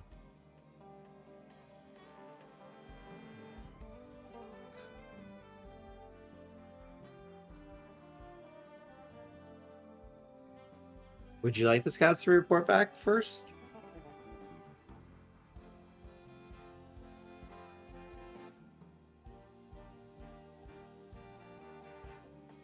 I mean, Nevis will be Is it- making preparations, getting his soldiers on the beach and such. But otherwise, yeah, he would be waiting for the scouts. Okay. So for the scouts, And this I have to Good. say, I cannot participate in this because I would be known right away. For this town, it seems. So Nevis, basically every village that you have visited here has basically been like, except for that one trade city that you help protect, every village has basically been like a very sort of minor village with huts, very basic sort of amenities, basically a hunter-gatherer style of survival is what you had. This place, there are roads, there is horses and such. There are actual buildings made out of what seems to be brick, as well as wooden buildings as well. There is actually like, this would actually be described as like not a city, but an actual town. There are people coming and going. Everyone seems fairly happy based on what your scouts are able to observe from hiding. People just kind of going about their lives, working. There are children playing in the streets. You have a building for the doctors to work out of. There's actually like doctors, which is like even rare, even in like cities and such. There's a school, an actual school. It seems like these are things that are not common even in like the bigger parts of creation usually. Like usually the only people who learn are going to be the nobility. Any sort of training and such is going to be done by the person's family or whatever job the children are forced to work into. Child labor can be very common in creation, but that doesn't seem to be the case here. The streets are clean. Everything is very, very organized. Like none of the issues that you would see in a normal city of creation is here at all. Kerr, Yes. why do you have to make this a moral quandary instead of just a, yes, this guy is clearly evil? No, he Because wants to this make is things exalted. interesting. He wants to make things interesting. Because this is exalted. Ugh. If I can't punch you, then I'm going to punch you in other ways. See, if he can't punch you physically, he'll punch you spiritually. This is why there's a certain villain I really, really, really like and would love to have soft tacos with. Oh? Oh, I can talk about it later. This is a rant for later. Fair, fair.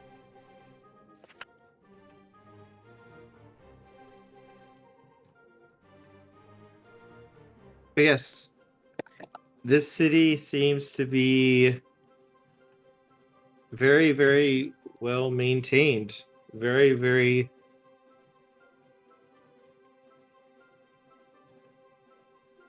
So the laws of heaven require, or do not allow the gods to rule over mankind, right? Correct, yes. All right. Well, the law is the law.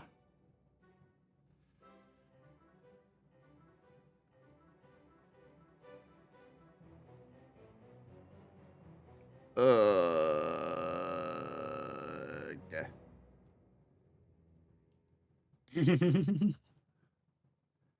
Well, he's gonna go ahead and start marching up the road. Also, I want to point out, way before Nevis could have even started marching up the road, Sark went into town.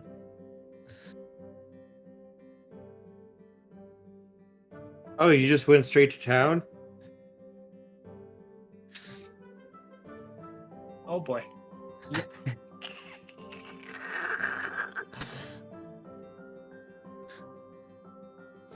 Oh, this is gonna be good. Okay. I can just imagine, like, okay, we'll just wait for the scouts to get back and such, and Sark's just peace.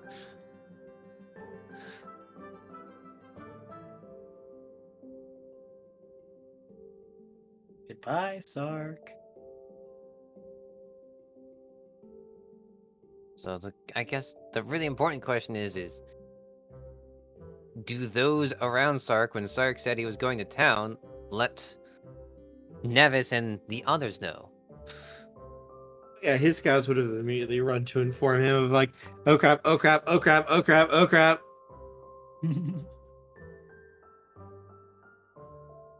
Where is Jaffer?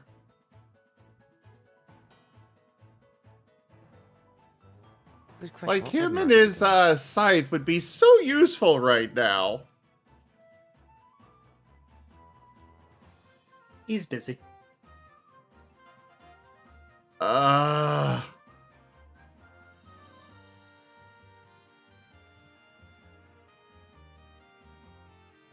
Everything is fine. Would you like some burning hot tea?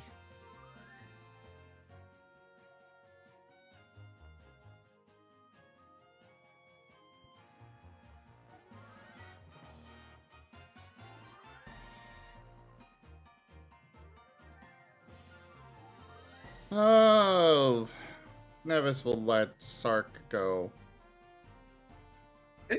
Sark, you make your way into the town, and everyone's like stopping, and you can hear whispers of fear and such. As people are quickly backing away and kind of running away from you.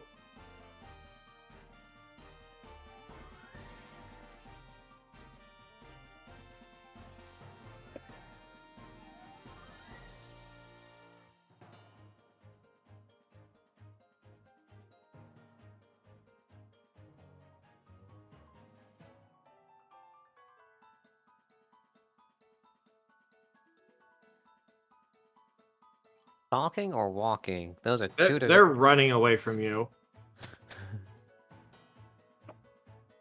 People are scared of you. Hashtag walking. Do remember, Kerr, to read off what he's saying instead of just responding? Oh, sorry, I didn't see Sark's stuff. Oh, okay. I was getting mixed up with everyone, sorry. I was focused on getting my thing up for this character. Fair enough. So But yeah. Sark is gonna need to do a stealth roll. Yes.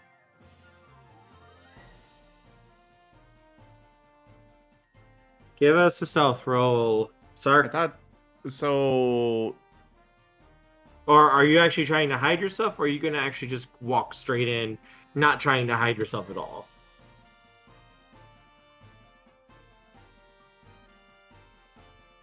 On stealth. Okay. Yeah, everyone's noticing you. You are, even with like the cloak, you are not human. And everyone can see that. And yeah, that kind of scares them.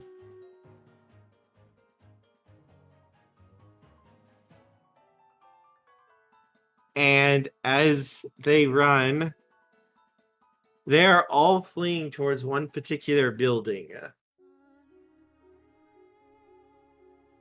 And it doesn't take long for those doors to swing open and a figure to walk out.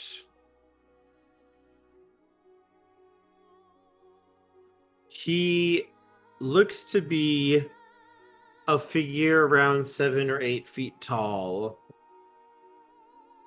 His body is very pale. And you can see what looks to be like plants growing up and down his clothing. He's dressed fairly normally, like another person would be, but his very aura reads that he is not human.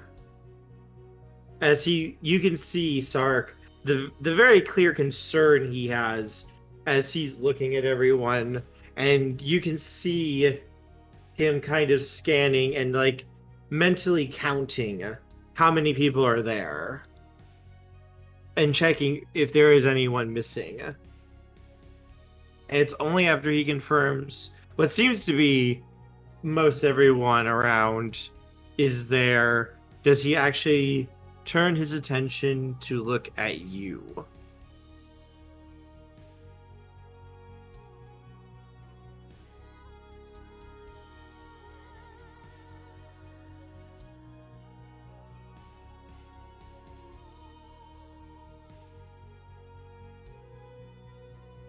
Nevis will be marching into the town as soon as he hears back from his scouts. But yeah, they would have come back pretty quickly. Sark is going to look at him and say, "You're the one in charge of this place?" The man is going to nod his head to you, Sark. Yes. I am the one who watches over all of my children here. I ensure that they are not wanting for anything and that they are well taken care of and given the knowledge they can need to thrive.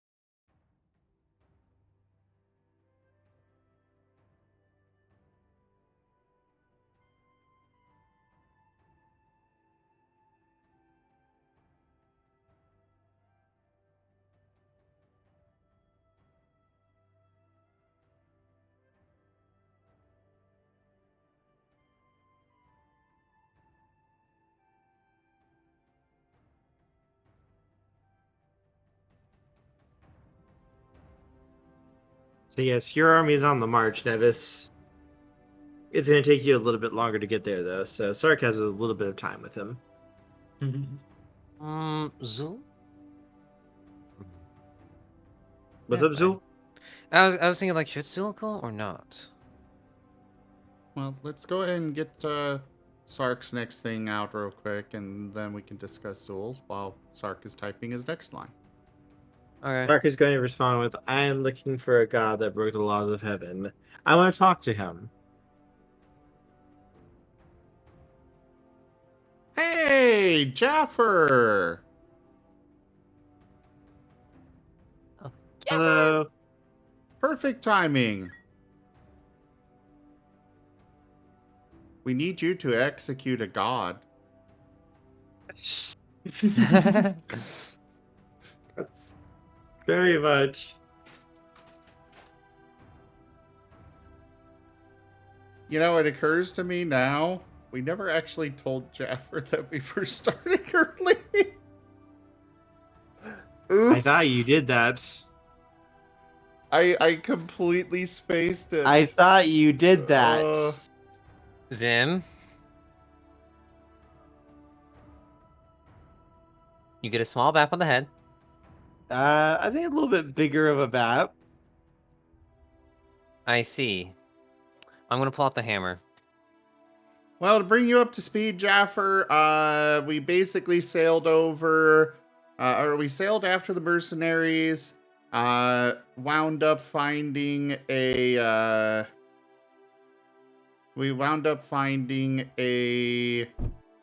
basically the judge of the entire west of creation.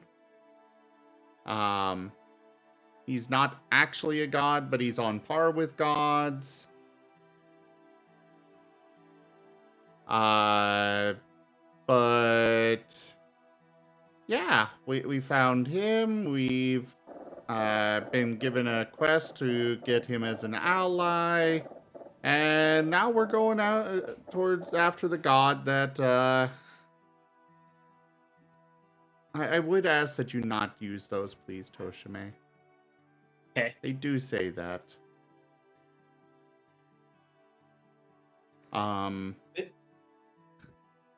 But basically, we are going after the god that is breaking the law of heaven, and, well, he's ruling over these people, and he's actually doing nice for them instead of bad, but he is also still breaking the laws of heaven.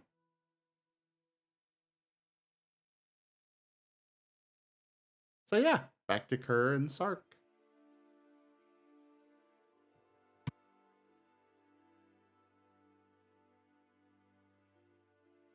The figure is going to look at you, Sark, before bowing his head. I suppose that would be me. Greetings and be welcome to our home.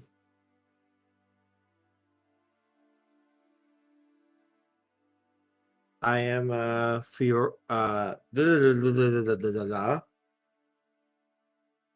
Good luck saying that one. I am Dairos. Welcome to our home. I ask, please do not harm any of my children. They are innocent.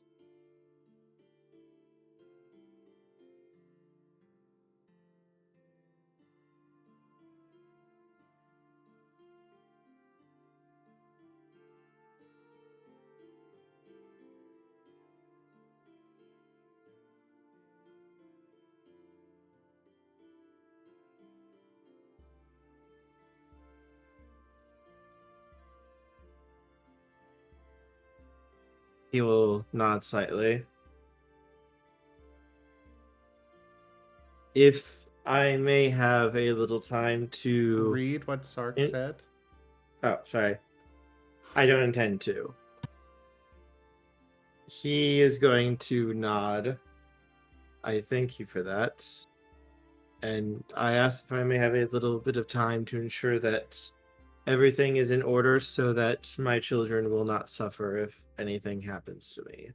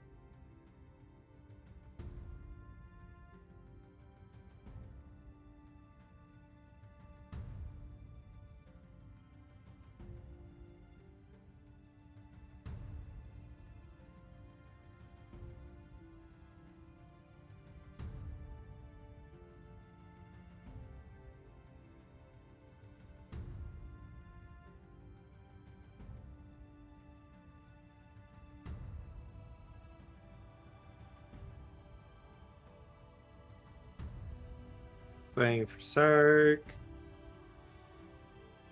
Well, while Sark is typing, what are you deciding, Zool? Once the scouts come back, would Zool stay on the ship or go along?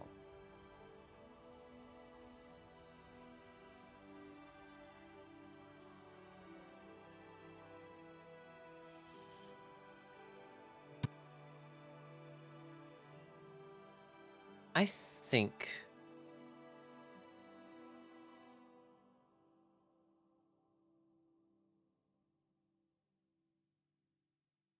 go along, just to observe, if the very least, or at the very least.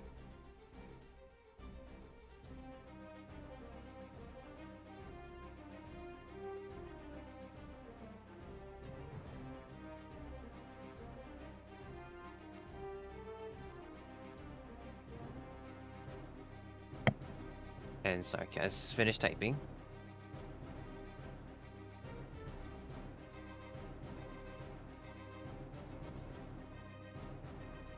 Stark says, I'm here on behalf of some Judge Dude, and my comrades and I are to deal with some form of justice, where that may be. As for time, I can't guarantee anything as my allies are currently on their way, I assume.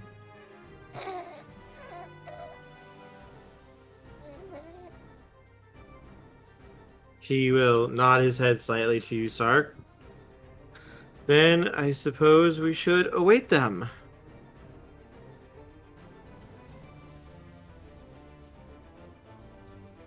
My children, it is safe. I promise no harm will come to any of you. Please carry on with your days. If anything happens, I will call on you. And everyone is going to begin to go their separate ways right now. Alright, so time to get there and begin the murder hobo thing.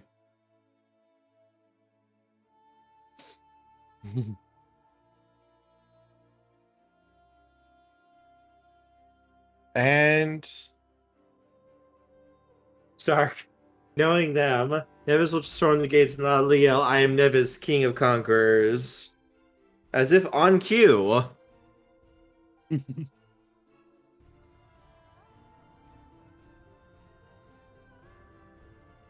know, you're not wrong.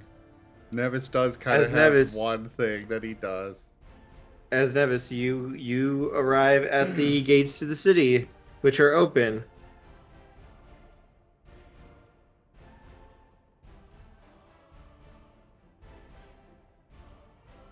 Nevis is going to stride through the gates with his armies. Yeah, that also gets people's attention and worries. But they listen to their god and continue going about their day.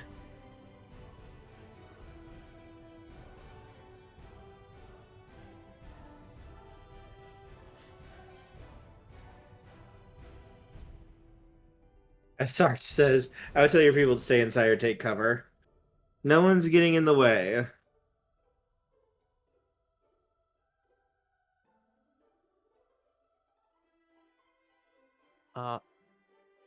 Zul will be behind the army with his research team.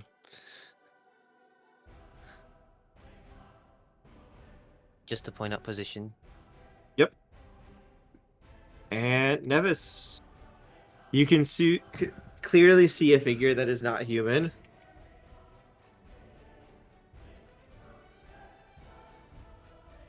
Nevis is going to stride up to him. His armies will go into a double rank on either side, running past the individual, kind of forming a little bit of a box. Mm-hmm. I am Nevis, King of Conquerors, and this is my personal executioner, Murder. Oh my god. Why do I, for some reason, he had to do his first voice? Why?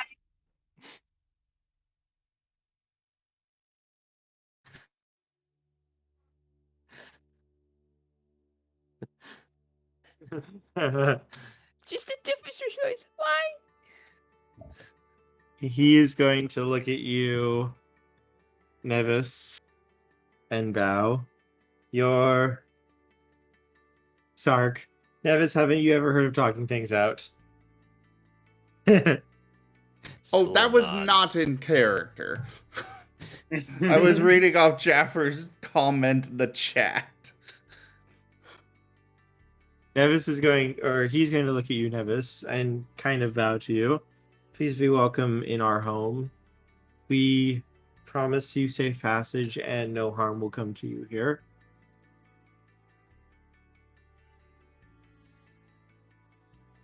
I presume you know why I am here. Your, I assume, ally informed me a little bit. You have broken the laws of heaven. I have. You are aware of the punishments for that. My children needed me, and I was willing to face it in order to ensure that they would be able to continue on after I was gone.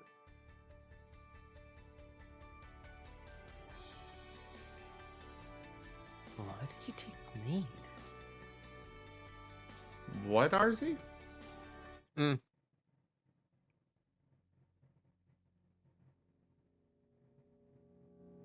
RZ? I was trying to figure out. Zul will whisper to himself, thinking that it's just not his place to speak since Nev is taking charge. As why did he take lead? That's in the wrong voice too. Ah!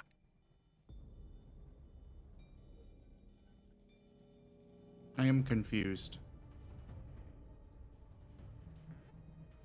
Stop! You violated the law. That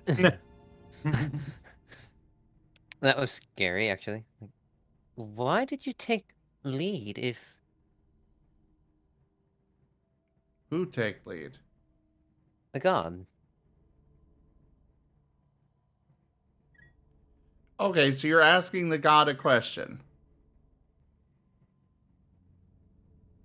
Yes, I should probably be more formal about it now. I think about it out of Yeah. fag. You Yeah, should actually role play. My children asked me to. There was a drought, and some of the neighboring islands had begun to look to invade us. My children's leader at the time grew sick with a disease, and it resisted treatment. I believe it was some sort of supernatural disease, and I could not cure it.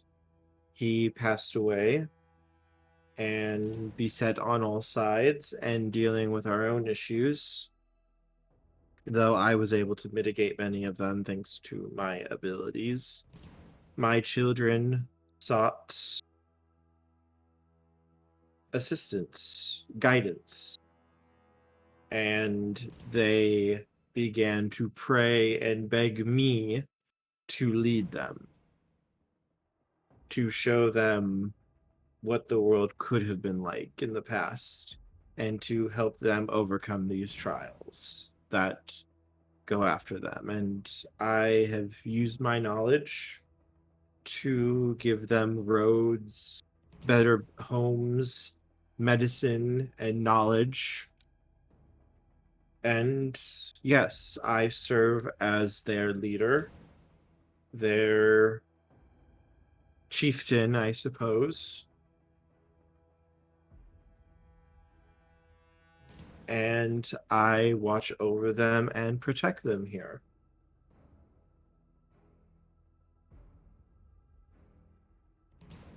Sark says, I'm gonna keep it at a buck. It doesn't look like he is doing anything wrong. If anything, taking care of his people is something God should do.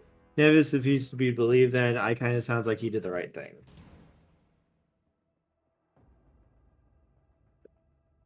What are the laws? Oh, hey, Amos. Amos noises. The fire puppo has joined.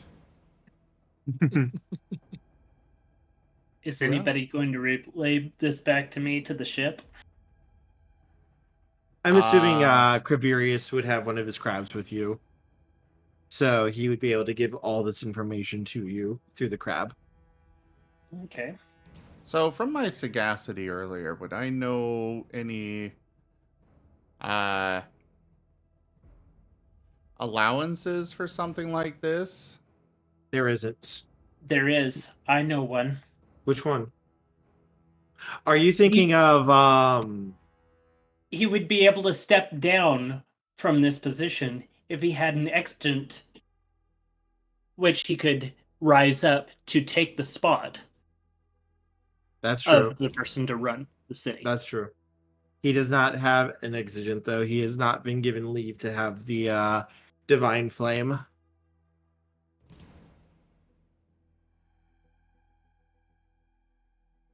Normally, though, a god directly is never allowed. Even if people would die and such, doesn't matter. It doesn't matter that the gods of creation could make the world a better place. Because basically mortals are mobile prayer batteries to most of them. That's their purpose, is to pray. And desperate people make for a lot of prayers, as far as heaven is concerned.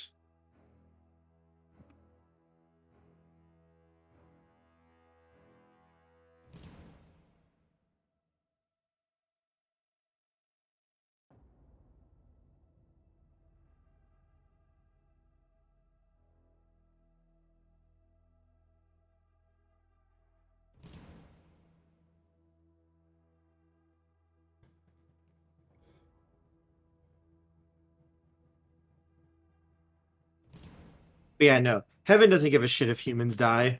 To them, it doesn't matter at all. Yeah.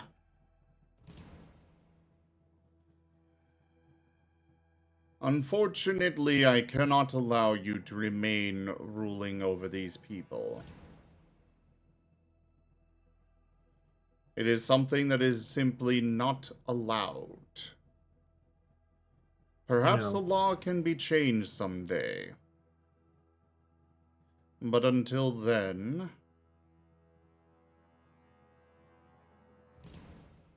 My people have no one to turn to. That is why I took it up. None of them were ready to lead, and none of them wanted to lead. I could not turn someone over who was not willing to take up the mantle in a possible time of war. I could not let my children die. I do not regret my choice. I have been able to give my children much. And I have ensured that my knowledge will stay with them so that they can maintain everything here.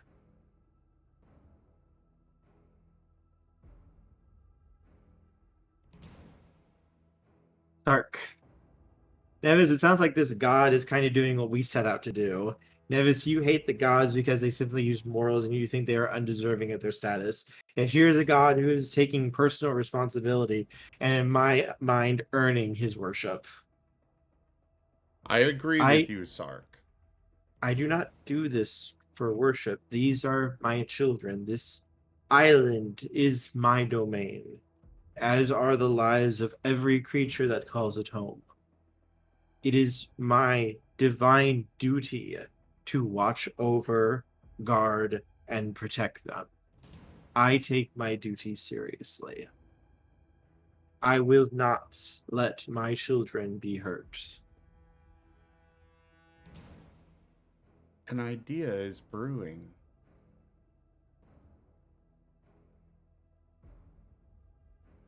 I understand that I broke the law, but that law was meant to ensure that we would not tyrannize humanity and crush their wills and spirits and force them to worship and serve us. I have only done this because they called upon me to do so. And I have struggled to ensure that their quality of life has risen through my knowledge being passed on to them.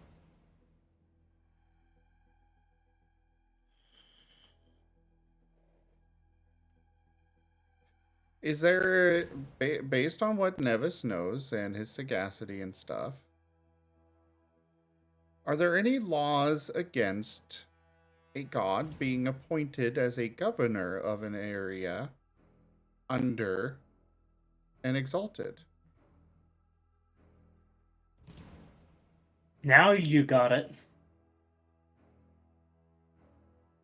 As a lunar, you would have the authority to call upon a god to serve as your personal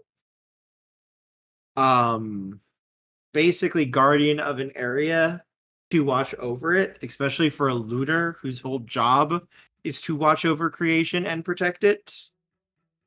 it would fall under your authority to do that if a god was willing to basically accept you as their boss.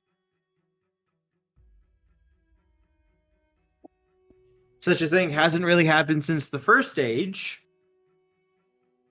And even then, it was kind of rare for that type of thing to happen. But yes, it is possible.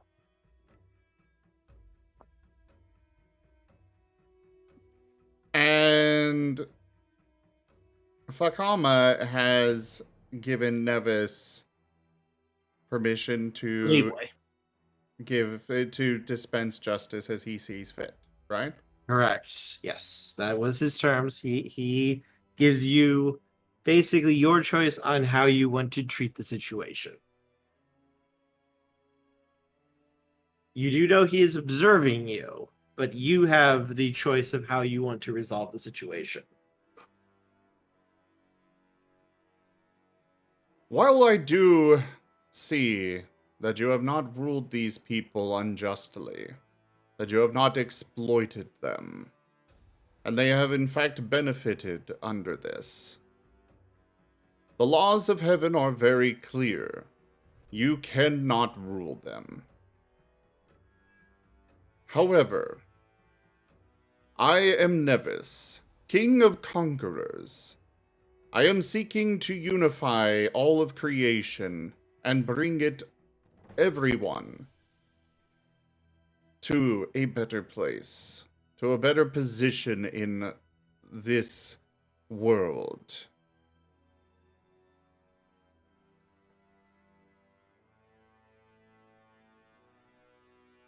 Swear fealty to me, and I will instate you as my governor. For your breaking of the law, though, you will need to repent of that.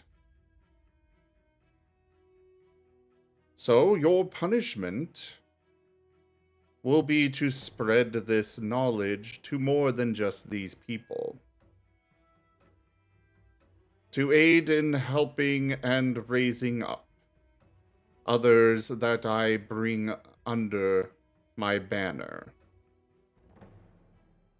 You'll be performing community service, in other words, for many long years.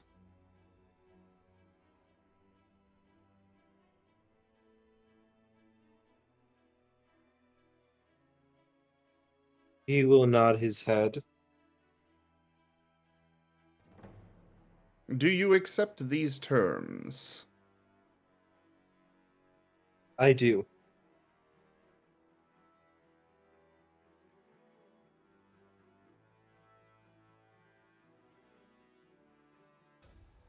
The people here will need to share some of their wealth that they have been given by you,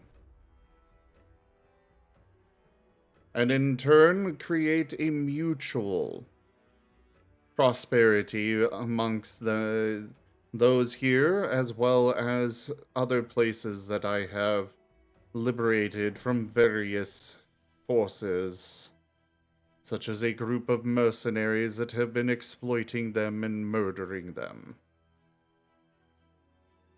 I will charge you with watching over them. You will work alongside another that I have appointed in a similar fashion.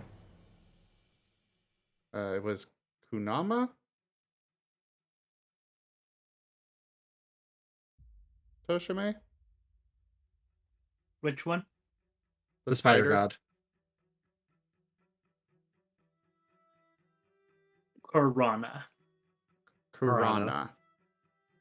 You will work alongside Kurana, another that I have appointed in a similar position, and together I will have you both work purely for the betterment of the people. You will not be rulers, but you will be guardians. That is, of course, And he will raise his voice a bit higher as he turns to the rest of the people here.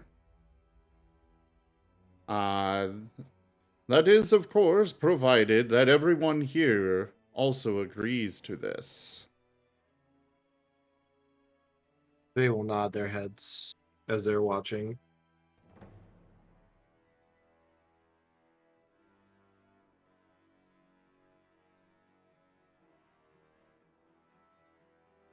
Nevis will look over at Sark. Is this fair to you as well?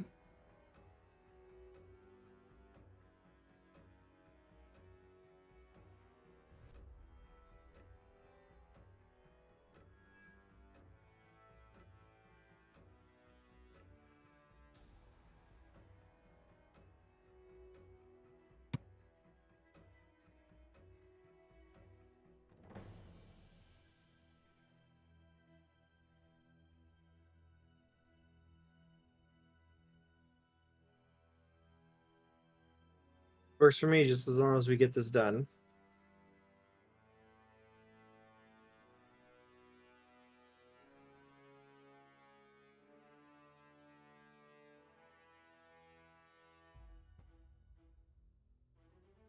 Very well. Then I shall return.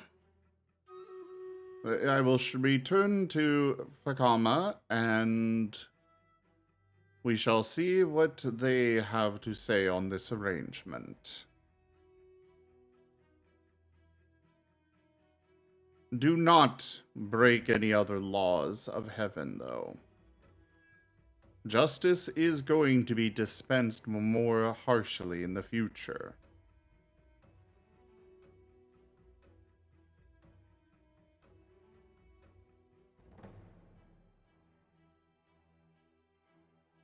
He will nod his head.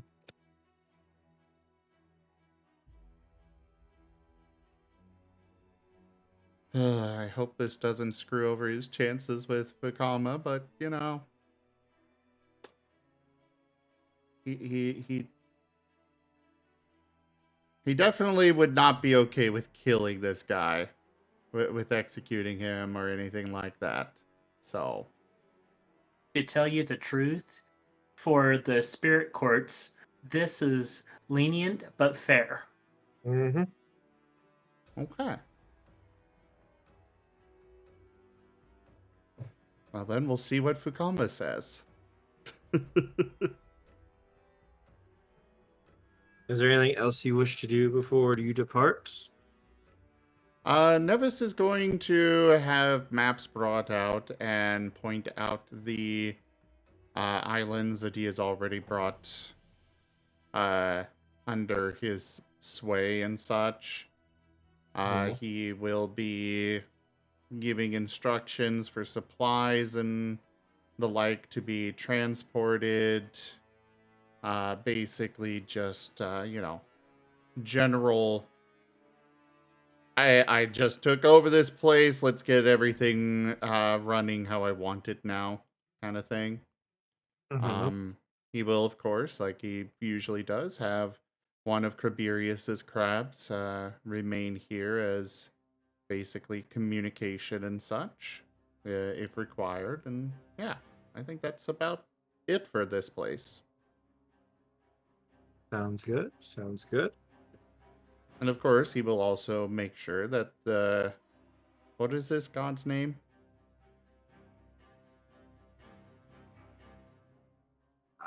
Where's my notes?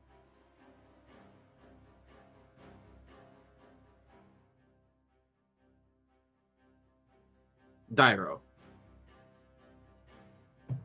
Spell that? Dairo.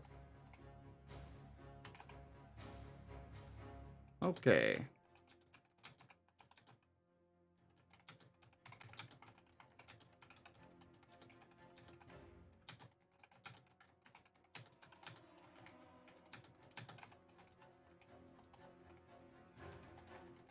Just making notes of that. And I should probably add the spider god to the list as well.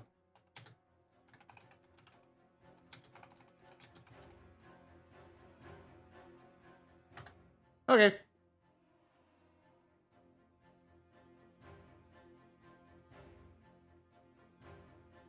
Crab collect calls?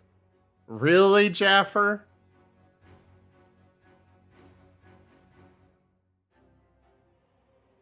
No, because they all ACC. have to. They've got to go through Criberius, and Criberius can only relay it to Nevis.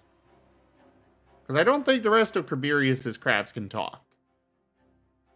No, they're just normal crabs. Yeah, so they can relay messages to Criberius, whereas Nevis cannot relay messages through Criberius, except for, I mean, I guess he could possibly have them like write it out, roughly, but either way, yeah, I think we are done here, unless anybody else wants to do something, and we'll head back to Fukama.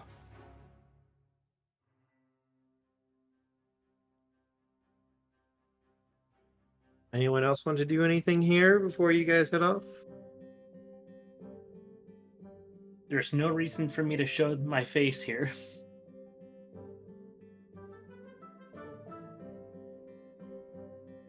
Nothing I can think of.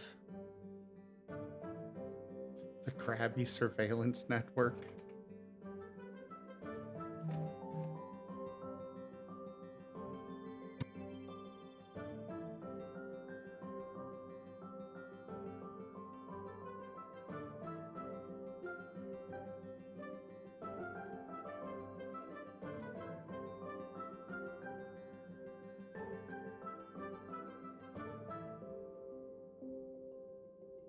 And I think it's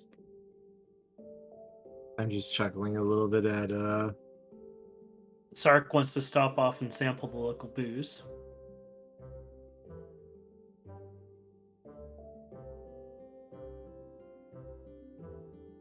they do have a tavern here. There is no local booze. You can never drink again, Sark.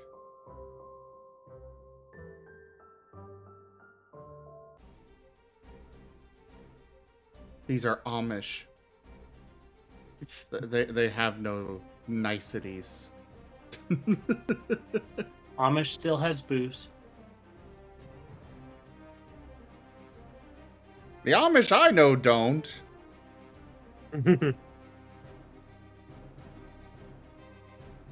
Just because one kind of Amish doesn't have booze doesn't mean others can. What is a Togo cup? To go. Oh, to go cup.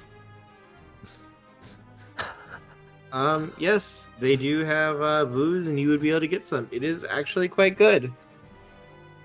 What I picture, just the standard fast food to go cup with, a straw, a plastic straw and a plastic cup.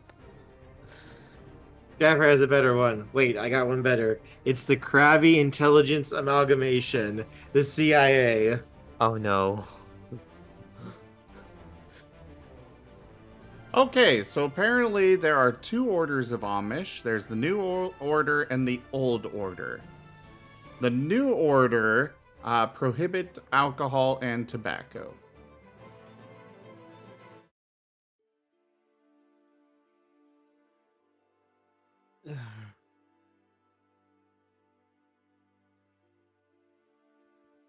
People also ask, what are Amish bedroom rules? What? Oh my. That's called Yep. courtship. Let's save that for after.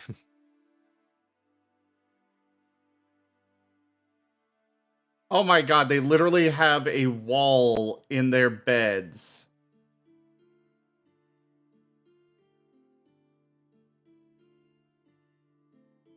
Imagine a giant black werewolf in a cloak holding a ye old sippy cup filled with booze walking onto the shelf.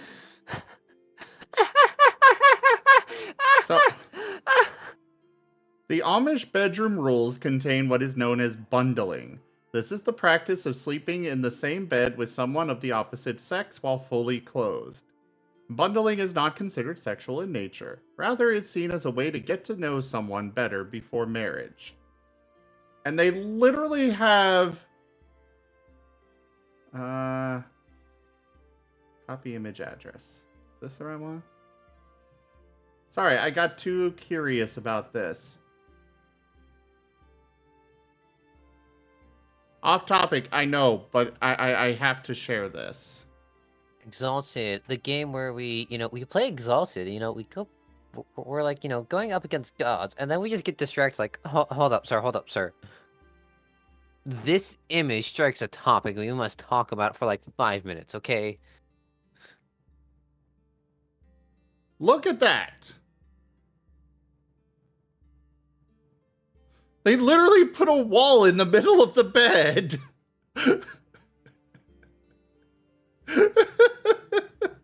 Where did you put it? It's It's on stream. Oh, what? That's just a twin bed fused together. What? Actually, it looks like it's a, bigger... It's one mattress. They just have a barrier that goes over top of it between them. It looks like Actually, it cuts through the mattress. What was that, Kerr? It looks like it actually cuts through the mattress. From It what does. I've two seen, It's separate. another headboard. Oh yeah, it is a headboard. from what I'm seeing, it looks like the blanket goes underneath it. that's just No, look at the bottom of the separator. You can see there's no blanket in between. This is just no, thank you. Oh yeah, I forgot to get the Marten bot up. Sorry! The Marten god forgot to put up the Marten bot. Okay.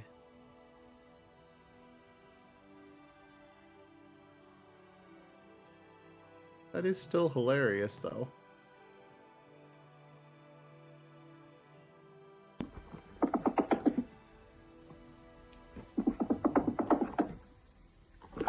Anyways, back on task. Yes.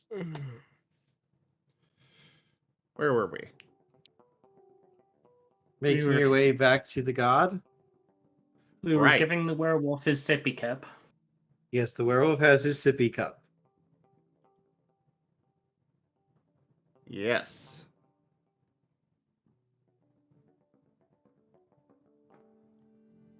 It is good booze.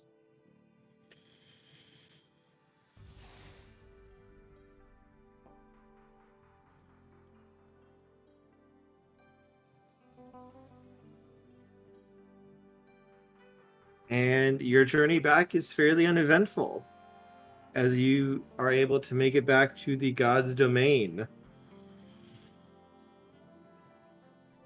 I thought Fukama was not a god. Basically interchangeable for them. They're not technically gods, but they're basically the children of Gaia herself. Joke. They're part of the Ah. celestial courts. Yeah. They are still part of the hierarchy. They're not technically gods, but they're basically gods. They're elementals. Very powerful ones.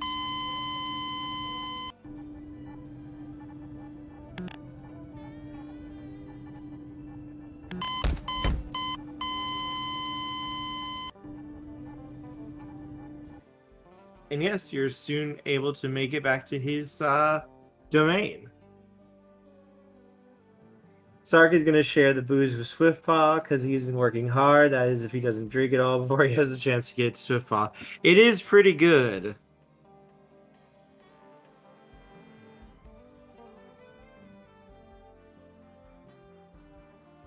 Okay, I thought it was gonna be share with no paw.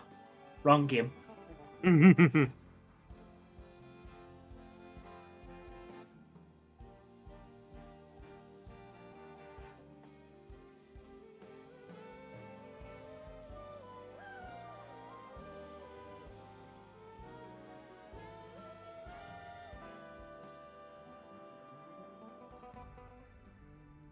Wow, looks like you're sharing with no paw. Or Swift Paw. Yeah, that's a nat 20. No, instead, you magically create more booze so he has his own.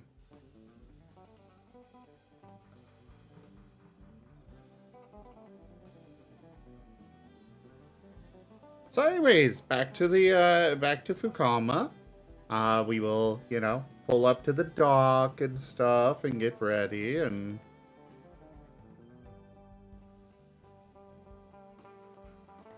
is Fukama coming down to the ship again, or? Oh, he's already waiting for you. Oh.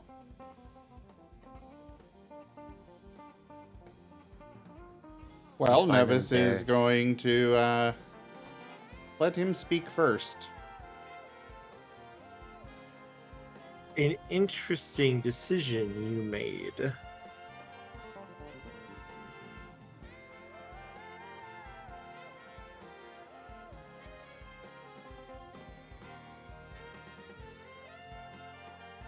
While I do not...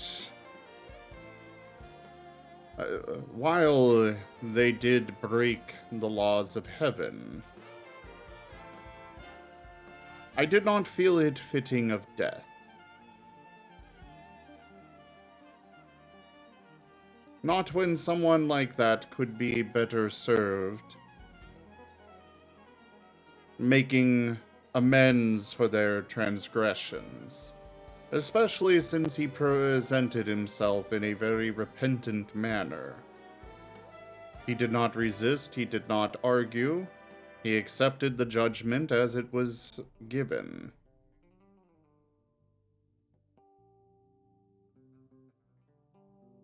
Even if that is not normally how things are done, you are still willing to stand by that? Joke. While your alliance would indeed be helpful and good, it would definitely be appreciated. I do stand by that decision. Even if I may not ever help you or may turn the entire West against you? I was already planning for the entire West to be against me in the first place. Many do not like change, especially not those that are corrupt. They don't want their power stripped from them. But I'm not going to kill someone that, instead of allowing the corruption to fester, they used it for good.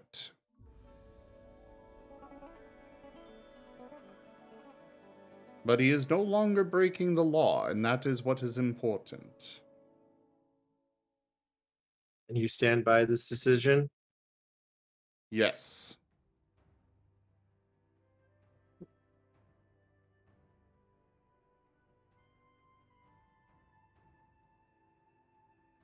He's going to pause and just stare at you for a few moments. Nevis doesn't waver at all.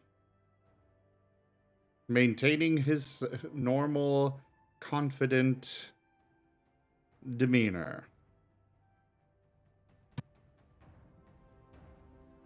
Then perhaps there is hope for this world after all. As he will bow to you, Nevis.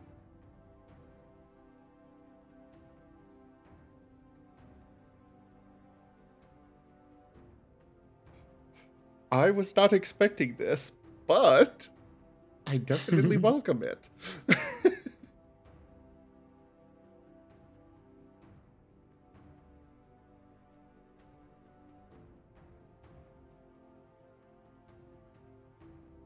I do believe acts of evil should be punished. But the punishment should fit the crime. And the actions and intentions.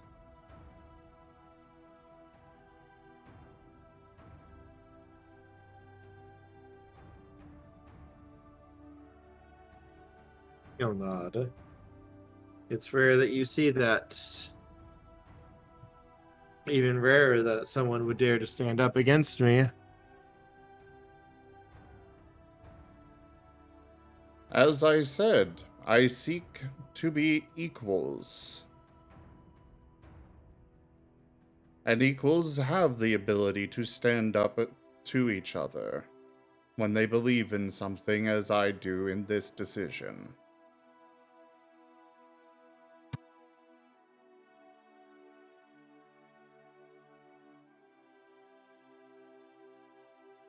He As will I would nod. have, as I would of course expect you to stand up against me, if you feel I have strayed from the path that I seek to bring about. I look forward, Nevis, King of Conquerors, to see what you will do in the future. Go forth with my blessing, and should the need come, call my name and I will answer.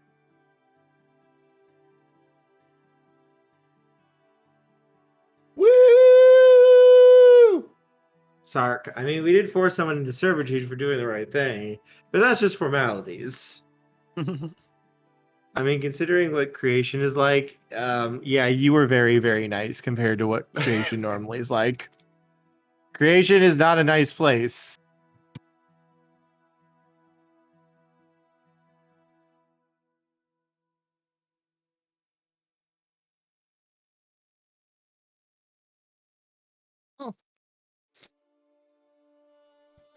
Da, da, da, da, da, da, da, da.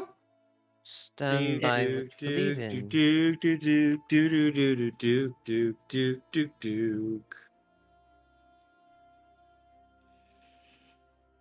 This is the story of a kitty. What?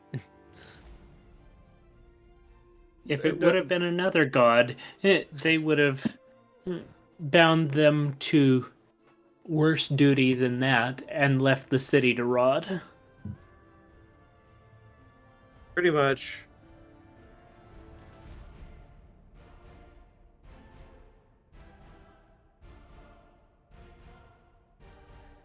And added to Nevis's sheet. I look forward to a long and prosperous future for the West and all of creation alongside you, Fukama, Judge of the West. He will nod. Now, I believe you had something that you were seeking to do. Yes, justice must be dispensed.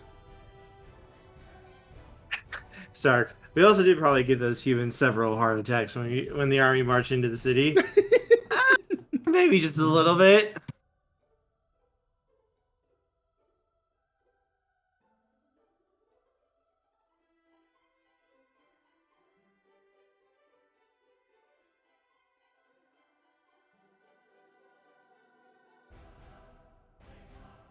Fukama, I shall leave a crab here from Craberius. If you do need me, while I may not be able to just be called by my name, at the least you can call me through this. He will nod his head slightly. Is this some sort of magical creature?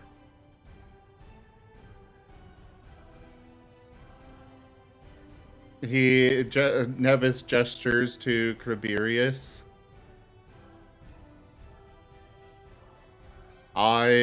One of my allies is Craberius. And this crab would be able to relay a message. He's going to stop and just stare at the crab. Which He one, knows the who it normal is. crab or Craberius? Tiberius. Tiberius.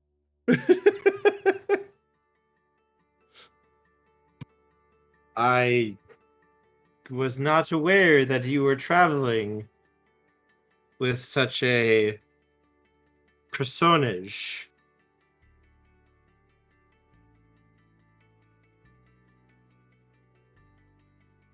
And Crivier is just gonna wave a claw to him.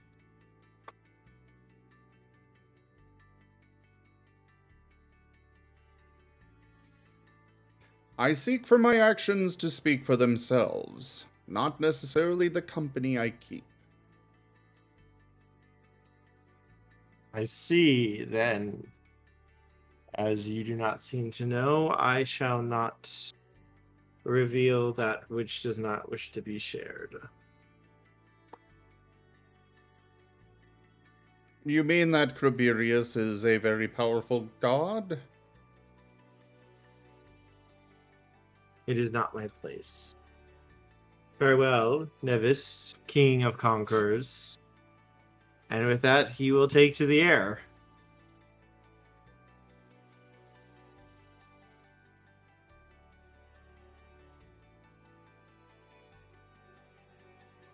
And we shall set sail once more for the, whatever they are.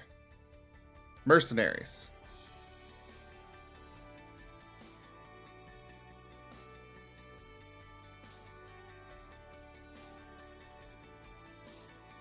I think Away! this is a No, we are not ending yet. I think this is a good ending spot. Sure, but after we defeat the mercenaries is also a good ending spot. You're not going to defeat the mercenaries in one session. Give me 12 hours, we'll do it. Oh lordy. I think oh lordy is just. I'm sorry, Zim. You have to meet the Ocean Father first before you can. Yeah, I think this is a good ending spot since we did start early. But no! We started early. Our end time is not till 2 a.m. No, that's not true at all. Oh, right. It That's was 1 adding a.m. on an egg. What? Right. You're right. Session end time is 1 a.m. Yes, but we started earlier today. And? So, what was the trap? It hasn't come up yet. Okay. I was going to combine the trap and the junk together, but when I was going to do it, Sark wasn't here. Well, then do that real quick. Because I do refund those cards at the end of the session if they're not implemented. Okay. Sark, as you're sharing the booze with Swiftpaw, Swiftpaw is going to show you something that he found.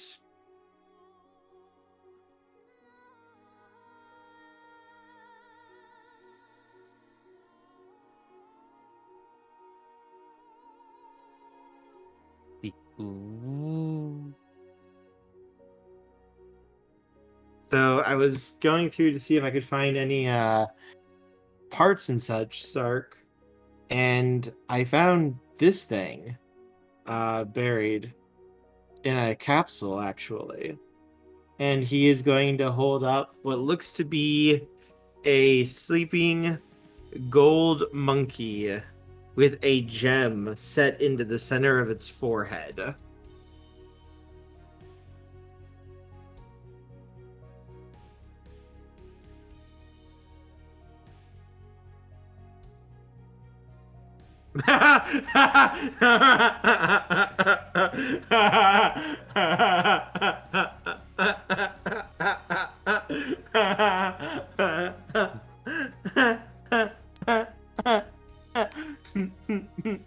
That is a very good laugh.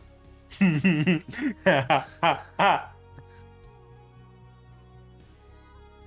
have a bad feeling about this. Now, end of session as the monkey's eyes slowly open. Yeah, that's a good endpoint. Guaco, you know what that thing is, don't you? Mm-hmm. So I'll give it to you guys, since this will be out of character. Back in the first stage, one of the biggest gifts that you could give to the children of the Exalted at the time was a special kind of monkey. It was created with a gemstone in its forehead, and it could create illusions and project them outwards, and it could feel and project both emotions and illusions. They were meant to entertain the children of the Exalted, and to entertain them, and to be their playmates and friends. And then came the usurpation, where everyone was murdered, including the half-caste children that these creatures were created to be the companions and friends of, which drove basically all of them insane and murderous. Oh no. And they're really good at what they do. Either they are looking for a new child to attach to and keep to themselves using their power, or they just try to kill everyone in vengeance and anger for what happened.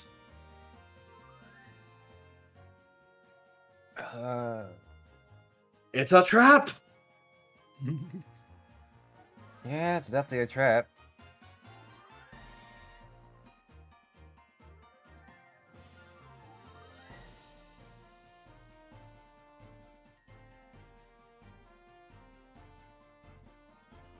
Oh, that was fun. Well, okay. You have friend Kun. I can't wait for next session now. Thanks, Can you hear Car. me? You can wait, and you will Wait. wait. Wait. Did Sark say something? Kurt, can you specifically hear me? I can hear you. I can don't hear you care too. if the session's over. Stark's gonna throw that bitch right off the ship. You don't even know what it is. It's I'm just a doing cute it little anyway. monkey. I don't like it. It's a cute little monkey. It Yeah, was you know actually in also- one. Yeah, Chucky's also cute, but we don't see us fawning over him.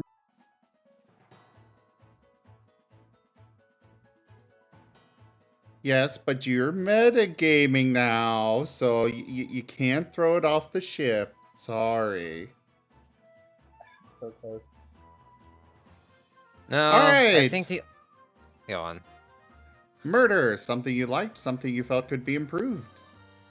While you're typing that out or such, we'll get it from Zool. Something I liked. I liked seeing the capabilities of others. I didn't really see a whole lot, but it's clear that, especially Nevis, has the most connections to the world. Walko is smart in his own way and such. Something could have been improved. I did not know how to properly insert Zool in. Oh, and my RPing during that later part, that could have been absolutely improved. That was absolutely terrible of me. But otherwise, I still need to find ways to fit myself in. Or not myself, Zool in.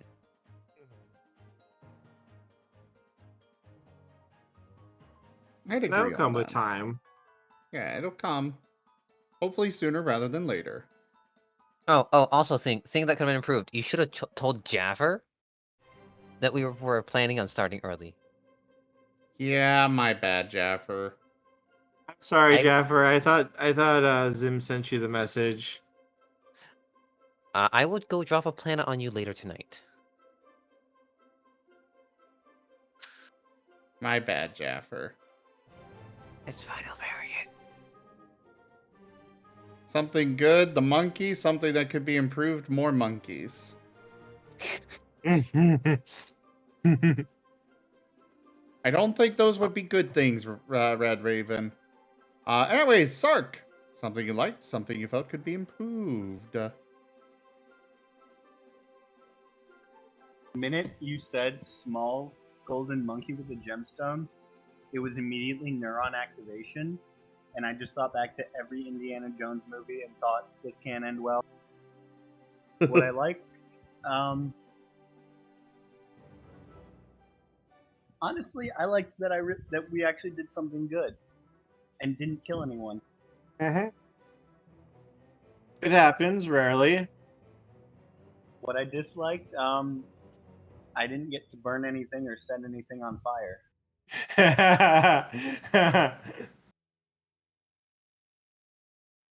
I will say, like, how many times has Nevis actually killed anyone? Do you want? Ask the army. Even his army, he has, in general, sought to have them surrender instead of just killing them.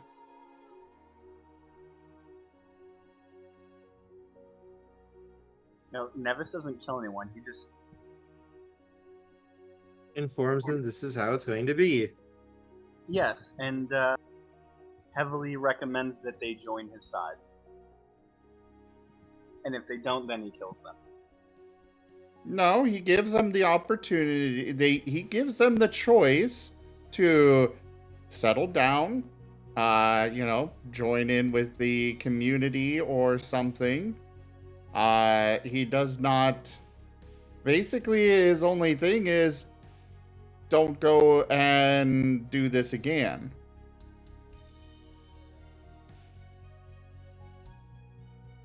But like Nevis is, I'm struggling to even think of any deaths that happened from Nevis or his orders. Besides the armies. Yeah, Even there was those, deaths in the he army wasn't. fights. Well, even those, Nevis has ordered his men to specifically dispatch, not kill. I mean, there was also that one leader of the. Oh wait, no, that leader of the bandits wasn't Nevis. Yeah, the leader of the bandits was you or murder. And not what Nevis wanted to have happen. Hey Toshime, can you share that in the chat? Listen, all I know is that Or the we were Discord. talking, and then the next thing I When knew, I try to share it in the server, it says, "I'm sorry, we cannot send explicit messages." Listen, all I know is that we were talking and discussing, and this dude was annoying, and the next thing I know, his head's on the ground. Yeah. It could have been anyone. You killed him. I don't know about that. I think we're gonna have to get a replay of what happened. Hey, Go Zim, for it. They're on YouTube. your bot is calling this image explicit. That is not my bot. That is that is Discord itself that is calling it Okay. that.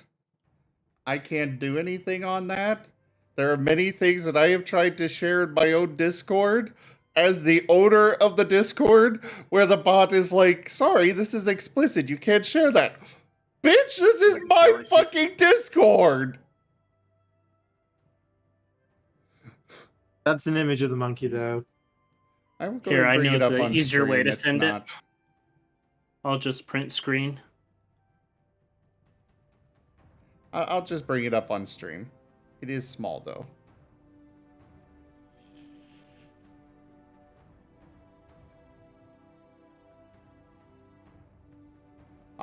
But yeah.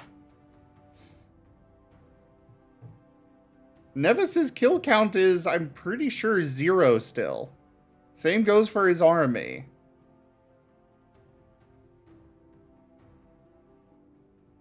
Mostly Okay, that thing because just by the looks evil. time my turn comes back around,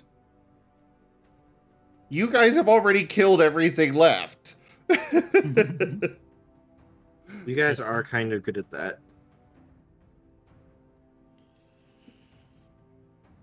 Hey, Kerr, Yes. that thing just looks evil. I mean, just They were actually very sweet and adorable beforehand. Yeah, and beforehand, Sark was a nice, well-behaved, and well-adjusted citizen. I'll be back later. One moment. I'm sure everything will be fine. You're surely just...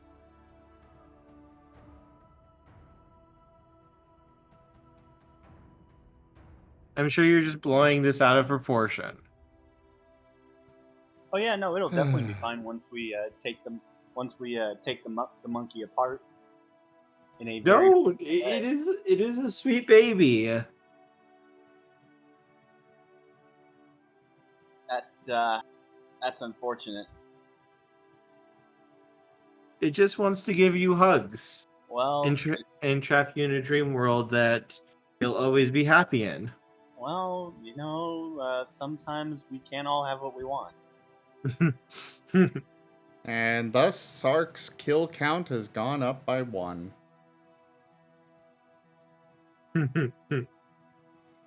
Alright.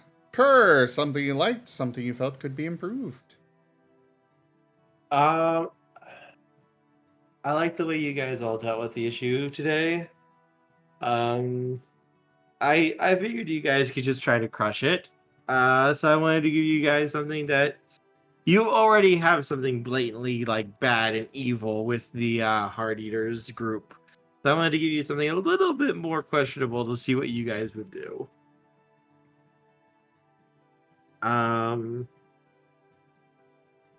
Improve. I wish I could have gotten everyone a little bit more involved, but this did feel like a Nevis thing, even though I didn't intend it to be a Nevis thing.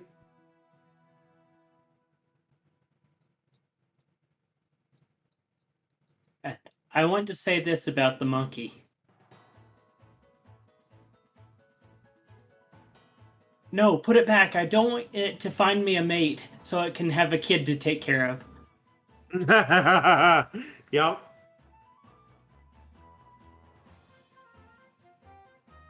Oh, guess Sark's gonna be, or I guess Swift Paw. You know, guess one of you's becoming female. What?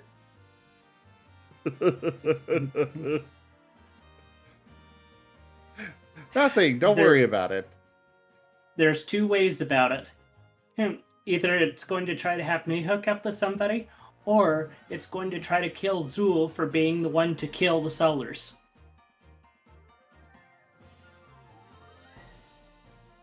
Because dragon-blooded. Maybe. Alright, and Toshime, something you liked, something you felt could be improved. I like the Chilikin appearing. And something to be improved is... Let's see. I'm glad that we got to see another city besides small Poda town. And something to be improved is more of those type of things. I know it's hard in the West.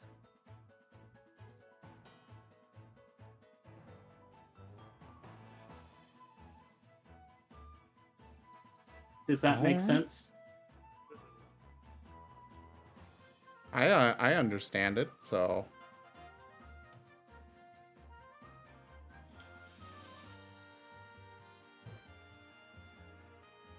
Alright, let's go ahead and wrap up this recording. And I will move on to the next game of the evening. And Kerr is going to be forced to stay here at least until the 2 a.m. mark because, well, I am going to force him to. I am very tired, and I am very, very sleepy. That sounds like a personal problem. Yep. I'm sorry, I don't get to sleep in till like 3 or 4 in the afternoon.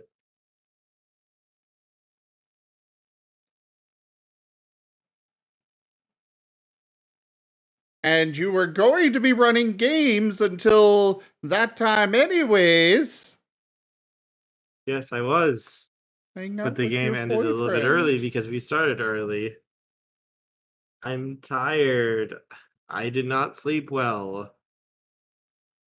Okay. You were up playing Magic, weren't you? No, this is just a really nasty time of year for me. I mean, it's Christmas season. Of course it's nasty. Things get crazy. The most happiest time of the year. For You say- children. It's for say- children. You say crazy, but have you seen like football season or like World Cup season? It gets pretty insane. Anyways, everybody, thank you all so much for joining us today for Ebon Sales Exalted. Check out our website, zgfgaming.com. We've got links for our Discord, Telegram, Twitter, Patreon, and more. There on the website, as well as down in the description below through our link tree. Thank you to my patrons, donators, and subscribers. It is because of your support that I'm able to continue bringing these streams to you all. I really cannot do this without your guys' help and support, so thank you. Consider becoming a patron over at patreon.com/zgfgaming. It is one of the best ways to support the channel, though you can also do so by simply sharing the stream around. Do make sure you check out my friends who are also streamers that are part of this group. You've got Arzadeu, as well as Kurama X in Eve, who really needs to update his name because that is way too much of a name. But thank you all so much for joining, and I bid you the most fondest adieu. Bye. Bye bye. Ah.